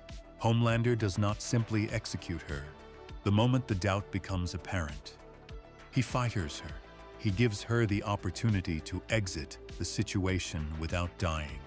She does not take it. She cannot take it because her own psychology, her desperate need for his approval, will not allow her to accept the dismissal and walk away. She begs. She tries to explain herself. She tries to perform sufficient devotion, even while being unable to fully deliver the specific conviction that was required. And then he kills her. The act reveals something about the nature of the intolerance that has developed in him. It is not satisfied by the ending of the relationship. It is not appeased by dismissal or exile, or the removal of the person who failed to provide what was needed. The failure itself, the evidence that even in his innermost circle a person could harbor a conviction that did not center him completely, requires a final solution. The person who could not fully believe in him is not simply someone to be cut loose. They are a living reminder that the worship he has constructed is still, at its foundation, incomplete, still imperfect, still containing the gap that his wound requires to be filled. Killing her is, in psychological terms, the elimination of the evidence. The person who represented the incompleteness of the validation is removed, and with her removal, the system can temporarily maintain the fiction that the worship is total and unconditional and sufficient.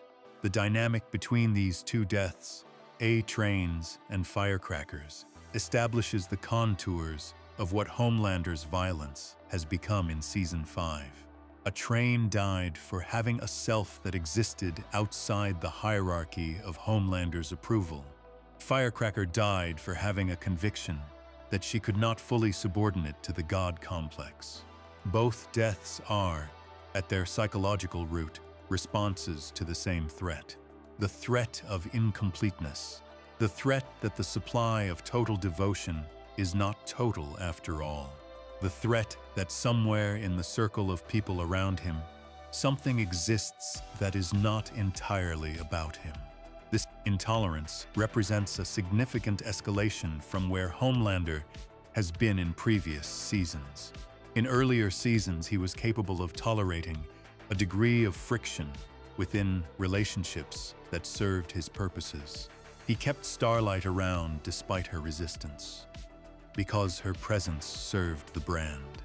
He tolerated Maeve's complicated relationship with loyalty for longer than he should have, because the calculation of utility outweighed the irritation of her independence.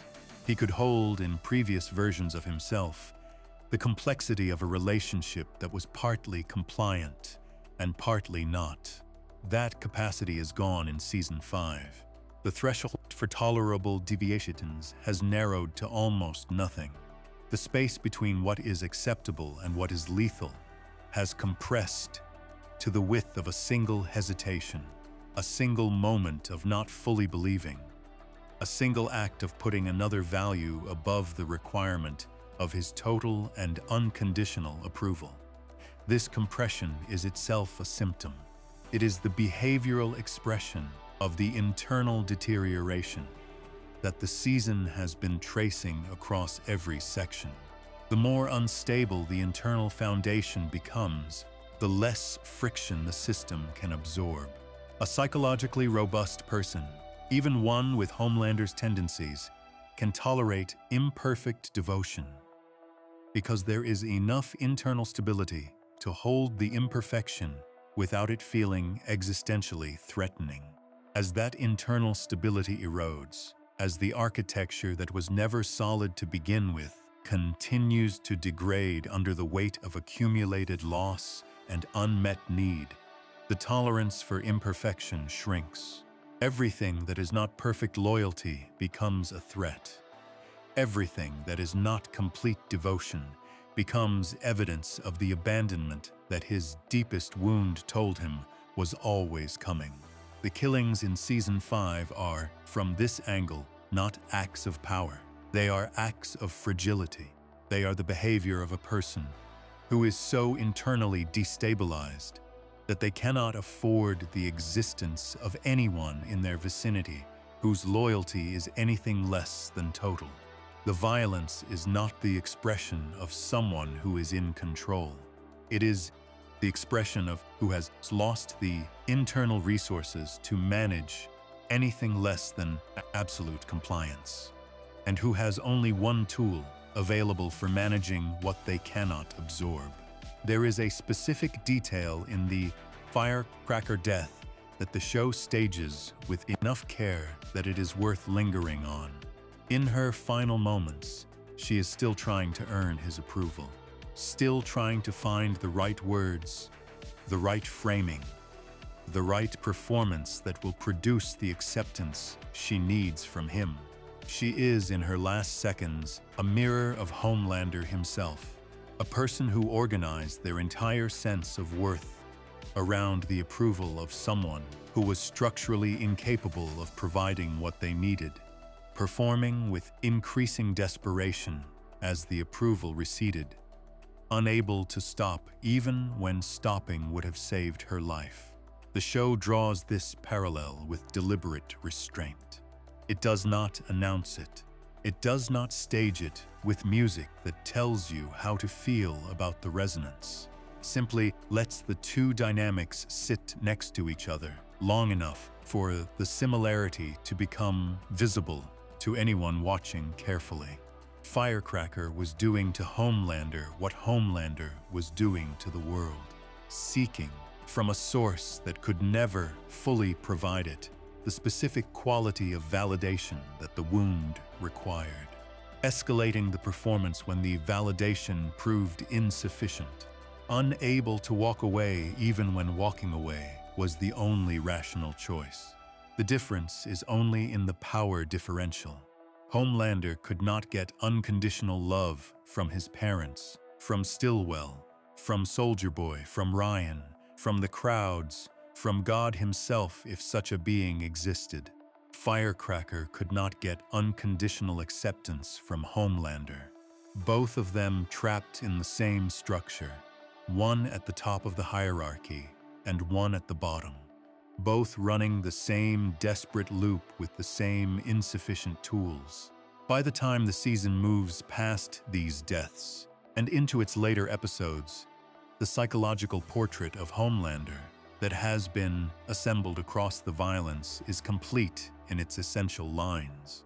He is a man whose intolerance for imperfect devotion has become total, whose capacity to hold the ordinary complexity of human relationships, imperfect and inconsistent, and always falling short of the absolute, has been eroded to nothing, whose only remaining response to the gap between what he needs and what he receives is the elimination of whoever or whatever represents that gap, the people he kills to stay comfortable. Not comfortable in the physical sense. Not comfortable in the sense of safety or security or strategic advantage. Comfortable in the only sense that has ever mattered to him. The sense of temporarily silencing the evidence that the devotion is incomplete. The sense of removing, for another moment, the visible proof that he is still the child in the laboratory, still waiting, still not enough. The killings do not fix anything. They never do.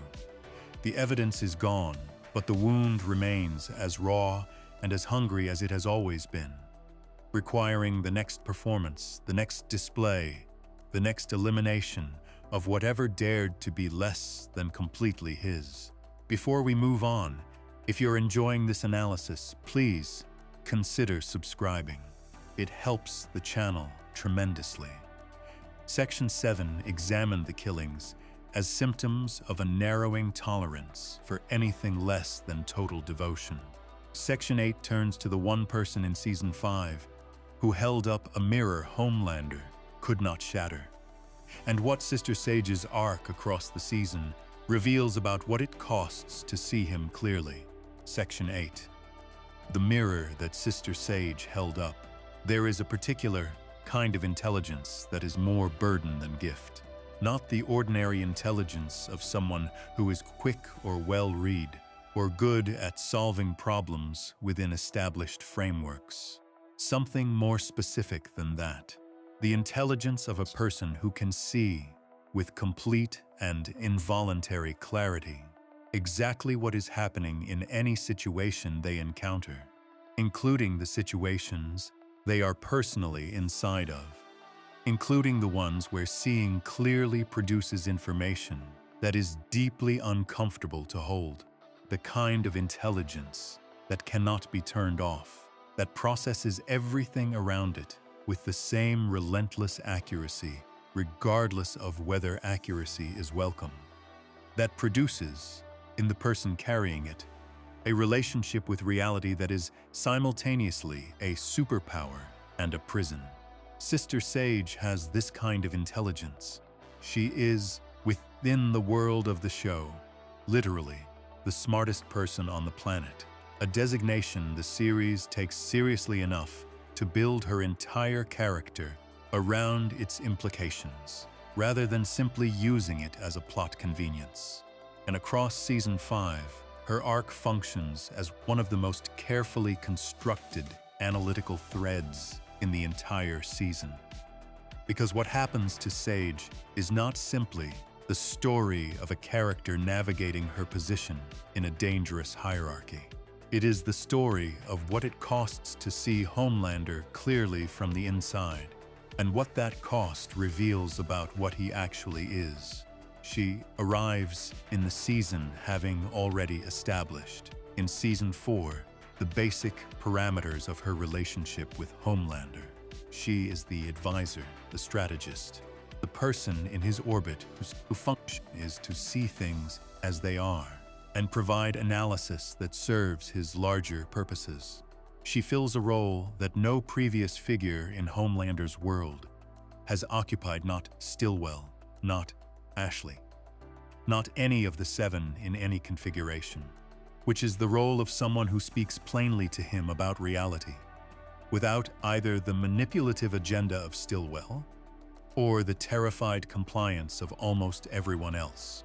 Homelander tolerates this. That tolerance is itself one of the most psychologically, interesting things about his relationship with Sage, and it is worth examining carefully before moving into what the season does with her arc, because the tolerance is not simply an anomaly. It tells you something specific about where he is psychologically and what he needs. The reason Homelander can tolerate Sage's directness when he cannot tolerate similar honesty from almost anyone else has several layers. The first is utility. Her intelligence is genuinely useful to him in a way that makes her assessments worth receiving even when they are uncomfortable. She is the best strategic mind available to him, and a person whose narcissism is structured around the performance of supreme competence has a specific relationship with people whose competence is undeniably real. He can absorb criticism from Sage more readily than from others, in part because her intelligence lends her assessments a credibility that his ego cannot easily dismiss. The second layer is more psychological and more interesting. Sage, unlike almost everyone else around him, does not want anything from him in the emotional sense. She is not seeking his approval. She is not organizing her sense of worth around his regard. She is not performing devotion or loyalty or admiration. She is simply there, doing what she does with a quality of self-containment that is almost entirely absent from every other figure in his orbit. And that self-containment, paradoxically, makes her less threatening to his psychological structure in a certain register, even while her honesty is more threatening in another. The people whose honesty destabilizes Homelander most profoundly are the ones whose assessments he cannot dismiss because he cares in some form about their regard. Ryan's withdrawal hurts because he wanted Ryan's love. Soldier Boy's contempt lands because he's wanted Soldier Boy's approval. The opinions of people he needs carry unbearable weight precisely because they are from people he needs. Sage does not generate this dynamic. He does not need her emotionally. He needs her intellectually. And that difference in the quality of need creates enough distance from his deepest wound that her directness can reach him in a form that does not immediately activate his most destructive responses. This is the setup. Season 5 then proceeds to dismantle it. Sage's arc across the season traces the slow erosion of the conditions that made her position tenable. As Homelander's deterioration advances to the point where even her specific form of tolerable honesty becomes something he can no longer hold, The first episode of the season already contains her most direct assessment of his situation, the one about power not making him happy, delivered with the flat certainty of someone stating a fact rather than offering an opinion.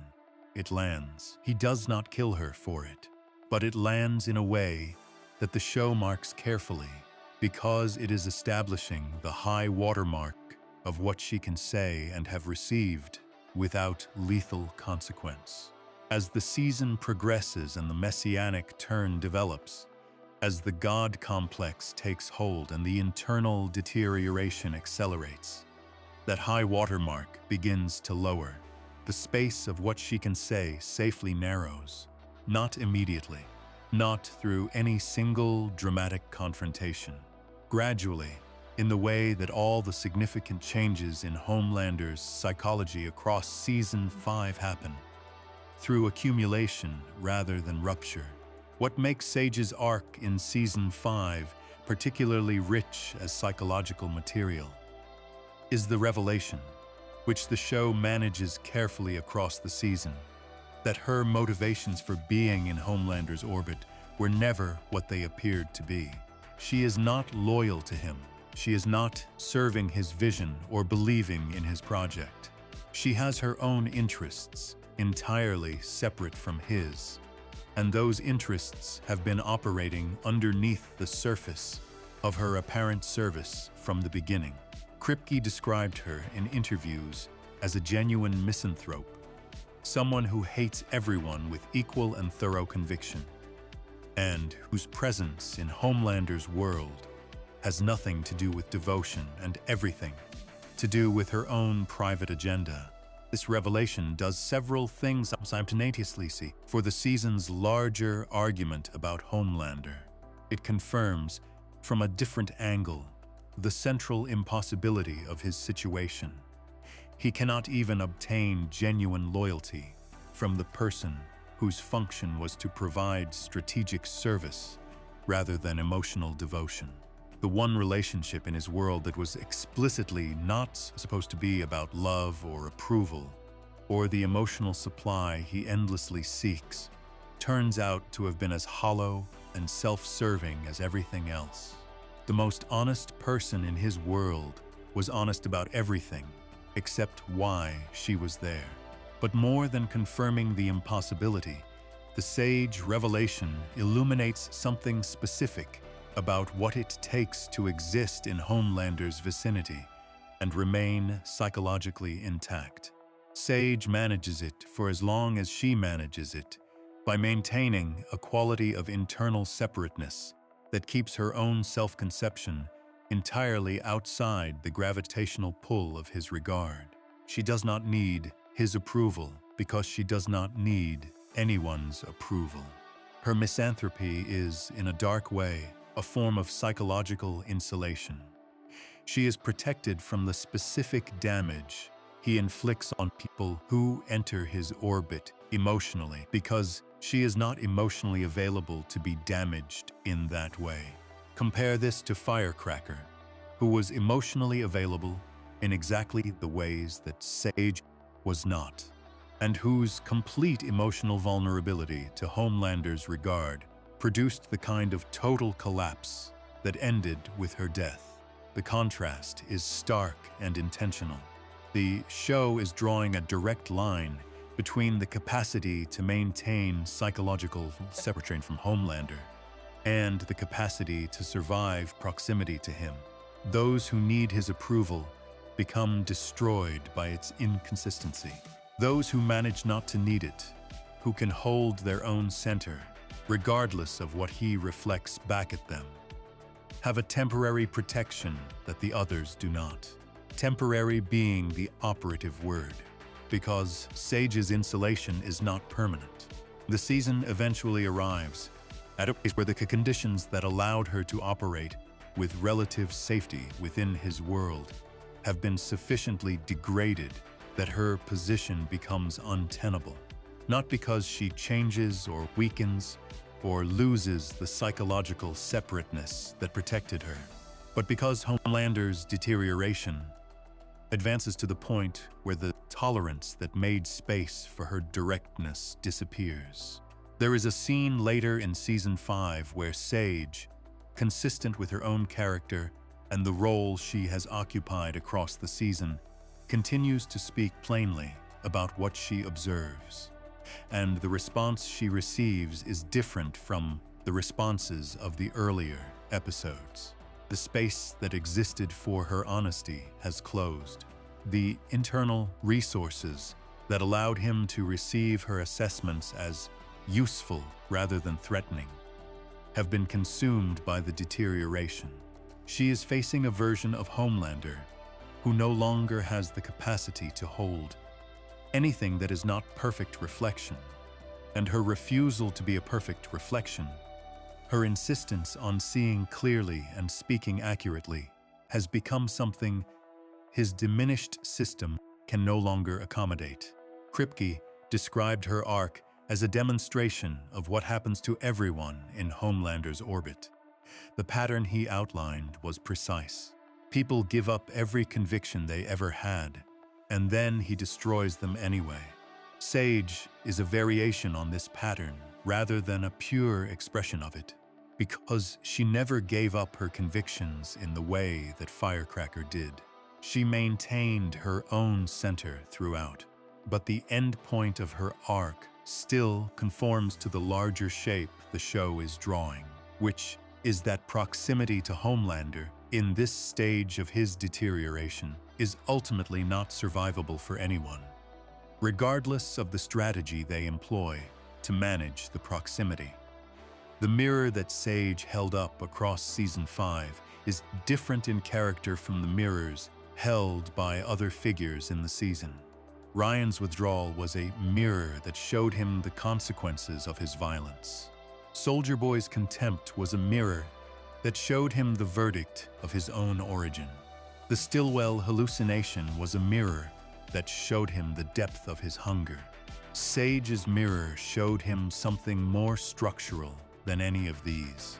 She reflected back, with the precision of an intelligence that could not help being precise, the reality of his situation as it actually was, rather than as he needed it to be. She told him power would not make him happy, and she was right. She assessed his deterioration with clinical accuracy while it was happening, and communicated that assessment without the cushioning that everyone else employed. She saw from the inside of his apparatus exactly what was occurring, and continued to name it with the flat, unornamented directness of someone who was constitutionally incapable of the kind of flattery that might have made her safer. The tragedy of her arc, if it can be called a tragedy, is that the one person in Homelander's world with both the intelligence to understand what was happening to him and the willingness to say it plainly had absolutely no interest in helping him. Her clarity was not in service of his well-being. It was in service of her own private project, whatever that project ultimately was. The most accurate diagnosis of his condition available in Season 5 came from the one figure who was least invested in its outcome. There is something in that irony that feels true to the overall architecture of Homelander's life. The people who might have helped him, who appeared at the right moments with the right kinds of perception, were always there for reasons that had nothing to do with him. Stillwell understood him with precision and used that understanding as a control mechanism. Sage saw him with unusual clarity and was completely indifferent to what she saw. The intelligence and the care were never available in the same person at the same time, and the gap between them is where any possibility of actual help evaporated. What the Sage arc contributes to the season's larger argument about Homelander is a third angle on his collapse that complements the angles provided by the Soldier Boy and Ryan storylines. The father who should have validated him showed contempt instead. The son who should have loved him withdrew in self-protection. and the advisor who should have seen him clearly did see him clearly, with devastating accuracy, and found the seeing entirely unremarkable because she was the one person in his world who was not, in any form, invested in what she found. He was surrounded, in Season 5, by people who reflected him in various ways. The crowds offered worship. The followers offered devotion. Firecracker offered desperation. Soldier Boy offered contempt. Ryan offered the slow withdrawal of a person who had seen too much. Sage offered clarity without investment, the most honest mirror available, and the one least capable of producing anything he needed. To be seen that completely, and have the seeing mean nothing to the person doing it. To be assessed with that level of accuracy, and have the assessor be entirely indifferent to the outcome. That is a particular kind of isolation that is almost impossible to describe from the outside. Not the isolation of being unknown.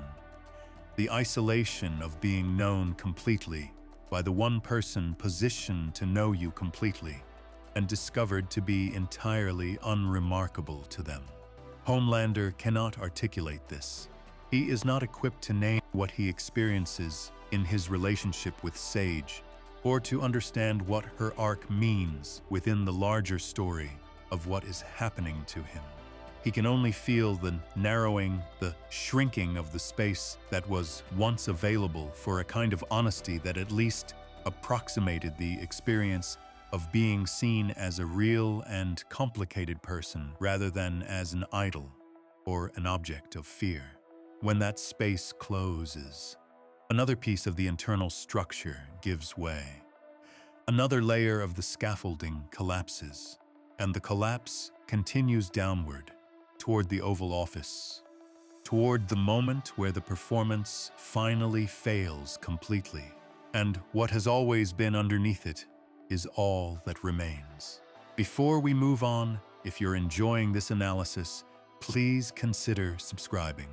It helps the channel tremendously. Section 8 traced what Sister Sage's clarity cost her, and what her arc reveals about the impossibility of Homelander's situation. Section 9 turns to the one thing he reached for that he believed would finally solve the problem permanently: immortality itself, and what seeking it reveals about the terror he could never name. Section 9, Immortality and what it was really about. There is a specific kind of fear that does not announce itself as fear. It arrives dressed in other things, in ambition, in strategy, in the language of power and legacy, and the desire to be permanent in a world that is always moving toward impermanence. It speaks the vocabulary of strength and forward motion and the rational calculation of advantage. And underneath all of that vocabulary, underneath all the dressed-up language of a person who cannot afford to be seen as afraid, is the original, unadorned, completely human terror of disappearing, of being forgotten, of ceasing to matter in the eyes of a world that was never reliably convinced you mattered in the first place. Homelander's pursuit of V1 across Season 5, the substance that would render him immune to the soup-killing virus and grant him a form of biological immortality, is almost universally read as a power move, as the logical next step of a man who has been accumulating advantages throughout his entire arc and is now seeking the ultimate advantage, the one that removes the last remaining check on his physical invulnerability. It is easy to read it this way. The show presents it within a strategic frame. There are tactical reasons for wanting the immunity. There are concrete, narrative-level consequences to his obtaining it. The reading holds up on the surface, but the surface reading, as with almost everything that Homelander does in Season 5, misses what is actually driving the behavior. Because power, as this season has established with considerable care by this point, is not what Homelander is actually seeking. he has power. He has had power at every stage of his life, and it has not addressed the wound. More power has never been the answer to the specific problem that is destroying him. What the pursuit of V1 is actually about. Once you hold it next to the psychological architecture that the season has been building from its first episode, is not power at all. It is about permanence as a substitute for love. The logic of this substitution is not immediately obvious, but it becomes clear once you understand the specific shape of Homelander's deepest fear. The fear is not at its foundation physical. He is the most physically powerful being on the planet. Physical threats, in the ordinary sense, are not the things that destabilize him. The fear is existential in a different register. It is the fear of the abandoned child, the fear that was established in the laboratory and has never been resolved. The fear that one day the world will simply stop paying attention, that the admiration will disappear, that the worship will find a new object, that he will become irrelevant, forgotten, reduced to nothing in the eyes of the audience, whose regard is the only thing holding the structure of his self together. This fear is not irrational, given his psychological formation. For a person whose sense of self is entirely contingent on external validation, whose internal foundation was never built in the first place, the withdrawal of external regard is not simply disappointing, it is annihilating. If the self is entirely constructed from the outside, from the accumulated admiration and attention and worship of others, then the withdrawal of that construction material is the literal dissolution of the self. The fear of being forgotten is, for Homelander, the fear of ceasing to exist in any meaningful sense. Biological mortality, in this context, takes on a specific meaning that goes beyond the ordinary human anxiety about death. Physical death is the ultimate guarantee of eventual irrelevance. It is the mechanism by which even the most powerful and celebrated figures are eventually reduced to history, to photographs, to the fading attention of generations who were not there and whose regard is therefore entirely different in quality from the live, present, directed admiration that functions as the actual supply. Even the most worshipped figures in human history are dead. Even the most celebrated icons have been forgotten by someone. Even gods, in the historical sense, have had their worship decline and eventually disappear as the cultures that sustained them changed or vanished. Homelander has been positioning himself as a god, but gods can be forgotten. Gods can be replaced. Gods can lose their congregations. The god complex, for all its ambition, does not solve the problem of impermanence. It is still, at its foundation, a relationship with an audience, and audiences change. V1 does something different. V1 removes the biological mechanism by which irrelevance could eventually be forced upon him regardless of his will. If he cannot be killed, if the virus that represents the one remaining credible threat to his physical existence can be rendered harmless, then he becomes something that the world cannot simply outlast. He cannot be waited out. He cannot be defeated, and then gradually forgotten as the memory of his power fades. He simply continues, permanently, without the possibility of the enforced ending that mortality would eventually impose. The pursuit of V1 is, in this reading, not a power move. It is an anxiety management strategy. It is the most extreme possible external solution to the most primitive possible internal fear. The fear of the child who was never securely attached. The fear that the attention will stop, that the regard will disappear, that the self built entirely from the outside will one day find there is no outside left to build from. Physical immortality would make that fear, if not impossible, at least indefinitely deferrable. There would always be more time, always more opportunity to replenish the supply. The ending that all external validation eventually reaches would no longer be a fixed point on the horizon. This is consistent with every other move Homelander makes in Season 5, each of which follows the same fundamental pattern, the pattern of reaching for an external solution to an internal problem. The God complex was an external solution. The pursuit of Soldier Boy's approval was an external solution. The construction of the Democratic Church of America was an external solution. The attempt to hold Ryan through control rather than genuine connection was an external solution.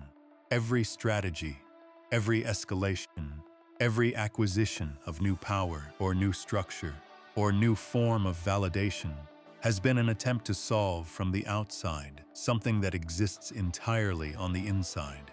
V1 is simply the most extreme version of this pattern. It is the external solution taken to its logical limit, where the God complex said that the quality of the validation must be elevated to the level of divine worship. The pursuit of immortality says that the duration of the validation must be extended to infinity.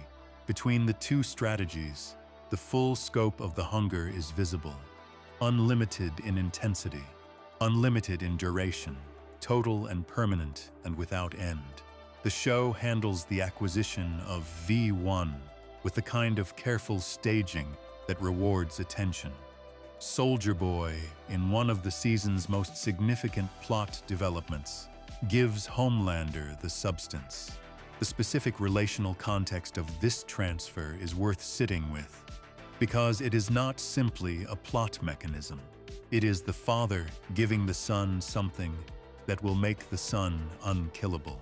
And that gift, in the specific context of a father-son relationship that has been painful and disappointing and characterized by contempt and dismissal, carries a strange and complicated emotional charge that the show does not fully unpack but allows to exist in the background.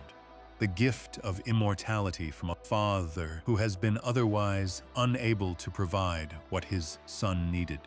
It is the wrong gift. It addresses none of the actual wounds. It is, in a profound sense, the most perfectly Vought solution available, throwing capability at a problem that has nothing to do with capability. But it is still, in some reduced and inadequate form, a giving, a father doing something for his son that no one else could do. And Homelander receives it in a context where he has been so depleted by the season's accumulated disappointments that even this inadequate and misdirected form of paternal provision carries weight. Once V1 is in his system and the immunity is established, the show marks a shift in Homelander that is subtle but legible once you know what to look for. There is a brief quality of relief in his bearing that is different from the usual surface confidence he performs. Not the relief of a strategic victory, though that element is present. The relief of a specific fear being addressed. The relief of the person who has been most afraid of disappearing, having just done something that makes disappearing, at least in the physical sense, no longer possible. It does not last long. It cannot last long. Because the fear it is addressing is not actually about biological mortality in the first place. The fear is about irrelevance, about the withdrawal of regard, about the ending of the supply that holds the self together. And V1 does not address any of those things. It addresses the body's vulnerability to a specific virus. It does nothing at all about the vulnerability of a self that was built without a foundation and has been held together by external validation for its entire existence. The terror returns almost immediately, in a different form, activated by different circumstances, but recognizably the same terror. Ryan is still pulling away. The followers are still offering a quality of worship that falls short of the specific thing he needs. The internal architecture is still degrading. The hunger is still there, as vast and as empty as it has always been, and V1 has done nothing to touch it. This is the show's most precise statement about the fundamental nature of Homelander's situation. He has just achieved something that no other being in the world he inhabits has achieved. He is now genuinely unkillable. He has removed the last physical check on his continued existence. He should be, by every external measure, in the most secure position of his life. And he is still coming apart, still hallucinating, still watching Ryan withdraw, still carrying the grief of Soldier Boy's rejection, still sitting in the white room in the center of himself, still hungry, still waiting, still as frightened as he has always been. Because the fear was never about the body. The fear was always about the self. And the self, in Homelander's case, is not something that can be made immortal by a syringe. It is something that was never fully built in the first place. And the absence at its center is not a physical vulnerability that any substance can address. There is a clinical framework that is sometimes used to describe what happens in individuals who, faced with the recognition of their own psychological emptiness, respond by pursuing external power or permanence as a substitute for the internal substance they lack. The pursuit is not irrational in its own terms. If the inside is empty, filling the outside is at least a strategy. Accumulating enough external reinforcement that the emptiness inside might be drowned out by the noise. Making oneself large enough, powerful enough, permanent enough, that the smallness at the center becomes invisible even to the person who carries it. The problem is that the strategy has a ceiling, and Homelander has been hitting that ceiling over and over again throughout Season 5. Each escalation reaches the ceiling faster than the previous one. The God complex hit it almost immediately. The father-son relationship hit it almost immediately. The Ryan dynamic hit it almost immediately. V1, the ultimate escalation. The external solution taken to its absolute limit hits the ceiling before the season is over, before the finale, before the Oval Office. The immunity is established, and the fear is still there, and there is nowhere left to escalate. When you have pursued every available external solution and found each one insufficient, when you have accumulated every possible advantage and constructed every possible structure and taken every possible escalation, and the internal experience is still the same experience it has always been, you are at the end of the strategy, not the end of the struggle, the end of the available responses to the struggle, the end of the ways of managing the unmanageable that do not require looking at the inside. And looking at the inside is the one thing Homelander cannot do, has never been able to do, was never equipped to do. The incapacity is not chosen. It is the direct outcome of having been raised without the conditions that build that capacity, without the secure attachment, without the consistent caregiver, without the years of being loved safely enough to develop the internal stability that makes honest self-reflection possible rather than annihilating. He is unkillable now, immune to the virus, removed from the last category of physical threat that could have ended him from the outside. He is also, in every sense that matters for the story. Season 5 is telling, finished. The last external solution has been obtained and found wanting. The outside has given him everything it has to give, and it is not enough, and it was never going to be enough, and there is nothing left to reach for. What follows is not a continuation of the strategy. There is no further escalation available. What follows is the collapse that the strategy was always, from the very beginning, merely delaying. The collapse that was built into the foundation of the person the laboratory made. The collapse that no amount of power or worship or approval or immortality was ever going to prevent.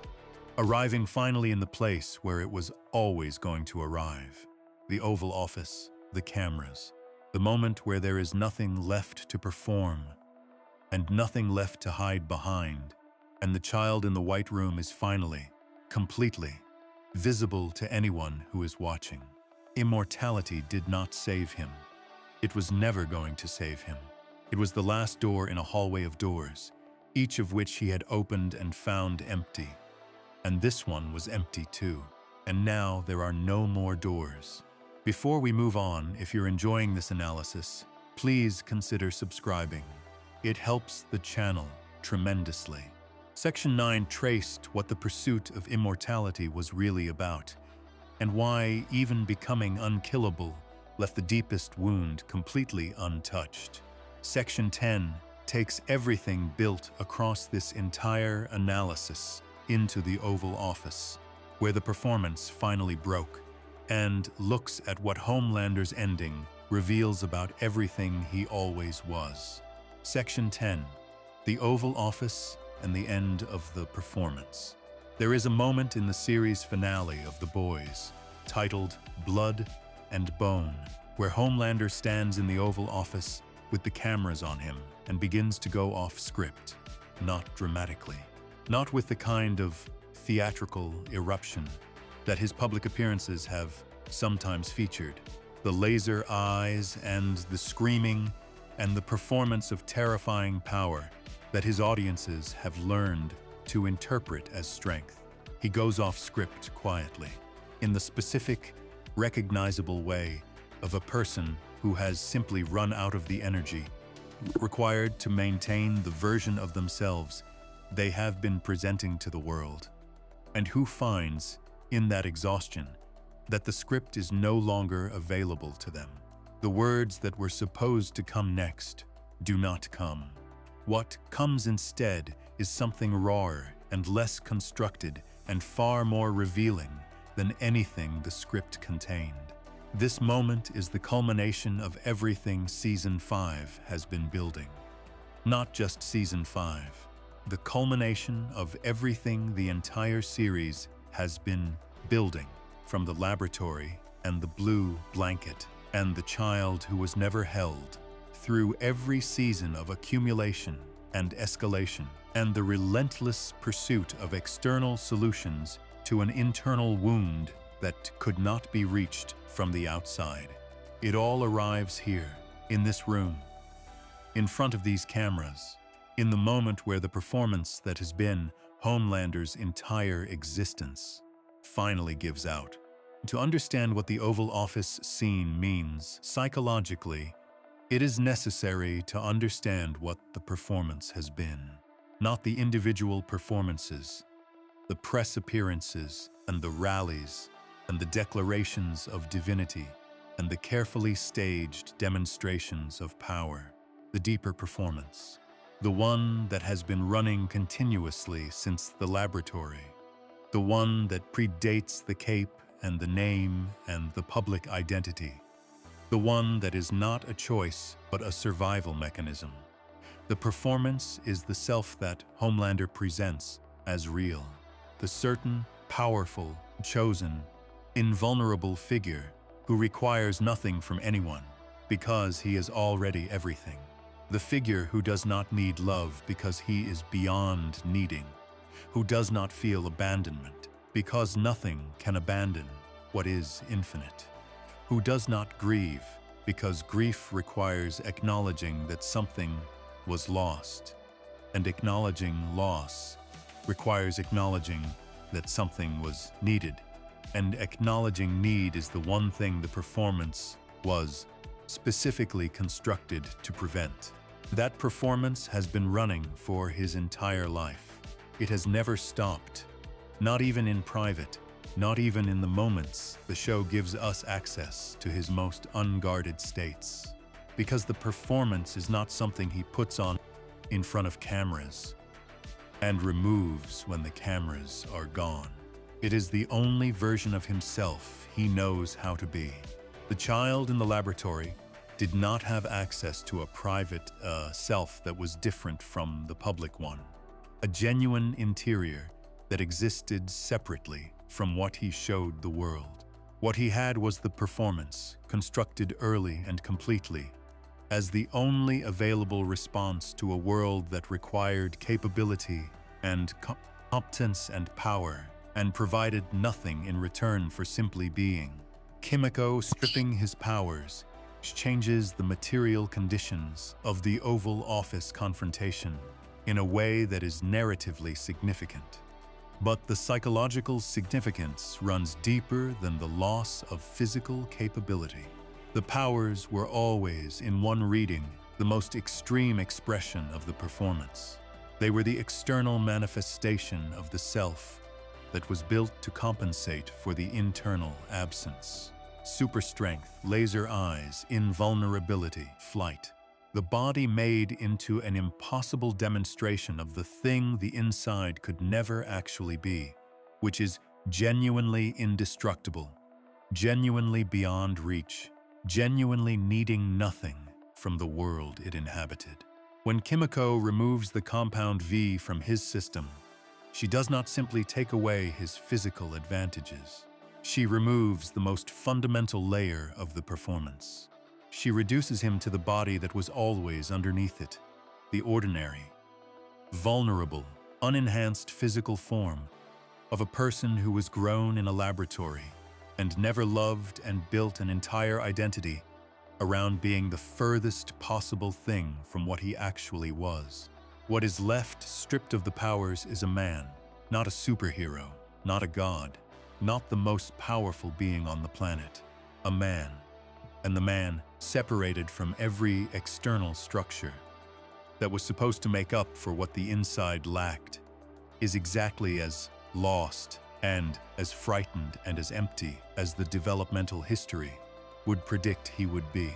Eric Kripke described this in interviews following the finale with a clarity that deserves attention. He said that he always wanted to see Homelander go out into the world without his powers and see him struggle and be at the mercy of the everyday people he had so much contempt for. He described the intention as giving the audience a taste of how pathetic this person is, how weak, once everything external is removed. The word pathetic is interesting in this context, not because it is cruel, though it contains cruelty, because it is accurate in a very specific way. Pathetic in its older sense means inspiring pity, and the Oval Office Homelander, the depowered, exposed, finally visible Homelander, does inspire a specific form of pity that the show has been carefully earning across 5 seasons, and that the finale delivers with enough craft that it lands as pity rather than as simply the deserved humiliation of a monster. The pity is not for what he has done. What he has done is not pitiable. It is monstrous, and the show has never lost sight of that.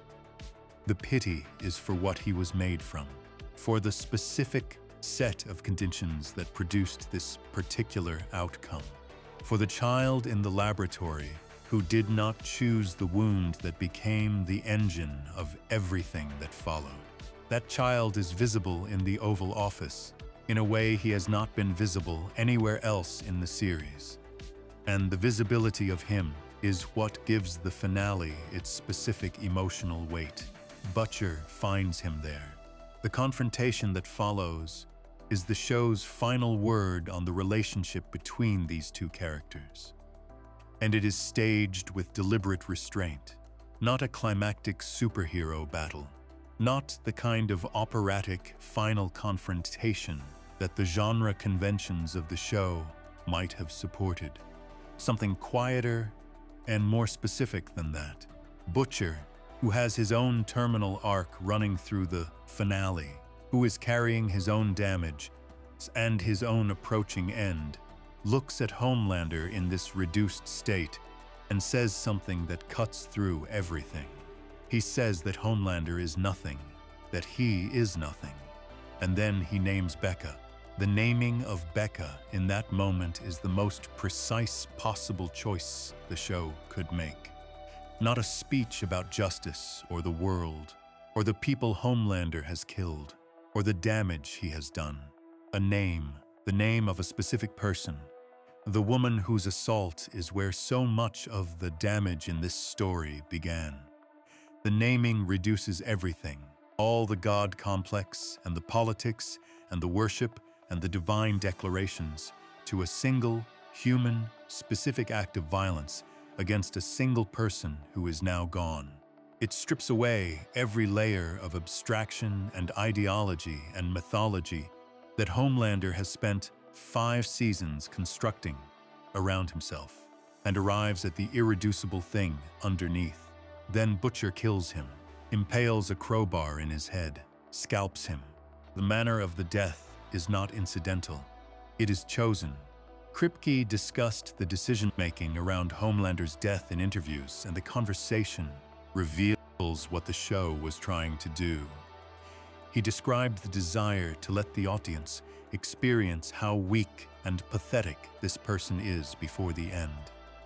The crowbar, the scalping, the proximity and physicality of the act. These are choices that keep the death intimate and human rather than spectacular. There is no laser eye battle. There is no demonstration of competing powers. There is a depowered man being killed by another man with a piece of metal in a room where one of them is dying anyway. The humiliation is then broadcast. The death, or its aftermath, is made visible to the world that was worshipping him. The god is shown to be killable, to have been killed, to have been ordinary underneath the invulnerability. The congregation whose devotion was always contingent on the performance has the performance ended for them in the most irrevocable way possible. What was revealed in the Oval Office is confirmed and transmitted and made permanent. Ryan's response to this and to his father's arc across the season is one of the most psychologically loaded elements of the finale. He does not mourn. He does not celebrate. He does what a person does when they have spent a significant portion of their life in proximity to something destructive and have finally arrived at enough distance from it to see it clearly. He wants to move on. He tells Butcher, who finds him in the cabin, that his father was a miserable person and that he wants to leave that behind. The clarity and the flatness of his assessment, the absence of the complicated grief that a child losing a parent might be expected to feel, is itself a statement about what the relationship was and what it cost. The show treats this honestly rather than sentimentally. Ryan is not given a tearful farewell scene with his father's memory. He is not offered the kind of narrative closure that would soften the reality of what Homelander was and what his presence did to the people around him. He is simply a young person who wants to go forward, and the show lets him want that, without complicating it into something more dramatically satisfying. The finale, titled Blood and Bone, after a phrase from one of Homelander's own speeches earlier in the season, names itself after the villain's own prophecy and delivers on it. He described the fate he and Butcher shared in those terms. Scorched earth, blood and bone, and the writers named their ending after his words, which is itself a quiet precision. His own language becomes the title of his own ending. The prophecy was accurate. It just applied to him. What the Oval Office scene and the finale as a whole contribute to the psychological portrait this analysis has been building is the final piece of a picture that was established in the first section and developed through every section that followed. The child in the laboratory, The wound that was built before consciousness was fully formed. The performance constructed over that wound. The escalating series of external solutions, each one larger and more desperate than the last. Each one failing to reach the thing it was supposed to address. The collapse that was always the only possible ending for a structure built on nothing solid. Kripke described the arc in the Hollywood Reporter interview with a formulation that is worth returning to at this stage of the analysis. He said that Homelander's final presentation as a god on one hand and a needy, vulnerable person on the other, with his family continuously abandoning him and him being too narcissistic to understand why, was the thesis of the character. That framing holds the entire series in a single sentence. The god and the child, the performance and the wound, the outside that was everything and the inside that was nothing, and the complete, constitutionally installed inability to understand the connection between what he did and what he kept losing. He could not understand why. That incapacity was not a moral failure in the ordinary sense. It was a developmental outcome, the direct and traceable result of being raised in conditions that did not build the internal architecture for that kind of understanding. He was not equipped to see the line between his behavior and its consequences. He was not equipped to trace the damage he did back to himself. He was not equipped to do any of the internal work that might have, under different circumstances and with very different support, allowed him to become something other than what the laboratory made. And so he did not understand. And so the family kept leaving. And so the performance kept escalating. And so the outside kept failing to fill the inside. And so the collapse kept coming. One season at a time, one section at a time, until there was nothing left between the wound and the world, except a man without powers in a room with cameras, going off script for the last time, and completely unable to maintain the distance between what he showed the world and what he actually was. The performance ended in the Oval Office, not because Butcher killed him. Though Butcher killing him was the final act, it ended because there was nothing left to perform with. The powers were gone. The followers were watching something they had not been prepared to see. The god was ordinary. The invulnerable was mortal. The chosen figure was a depowered, frightened, genuinely pathetic man who went off script because the script, like everything else he had ever built on the outside to compensate for what was missing on the inside, had finally and completely run out. The child in the laboratory never had a chance. That is not an excuse. It is a description. A description of what it looks like when the conditions that form a person are sufficiently destructive, and when the person those conditions produce is given access to the kind of power that allows the damage to express itself without limit. The laboratory made something that the world was not safe from. The world eventually stopped it. But the thing that was made, the specific damage encoded into a specific person by a specific set of conditions, was never the result of a choice. It was always the result of a design. Vought designed it. The performance ran for 5 seasons. The Oval Office is where it stopped. And somewhere in the building's history, now, there is a record of a man who needed to be loved more than he needed anything else, who never received it in any form that could reach the place it needed to reach, who built the largest and most destructive compensatory structure in the history of the world, and who ended up in a room with a crowbar and a name spoken plainly, and no powers left to put between himself and the truth of what he had always been. If you enjoyed this video, make sure to subscribe, and I'll see you in the next video.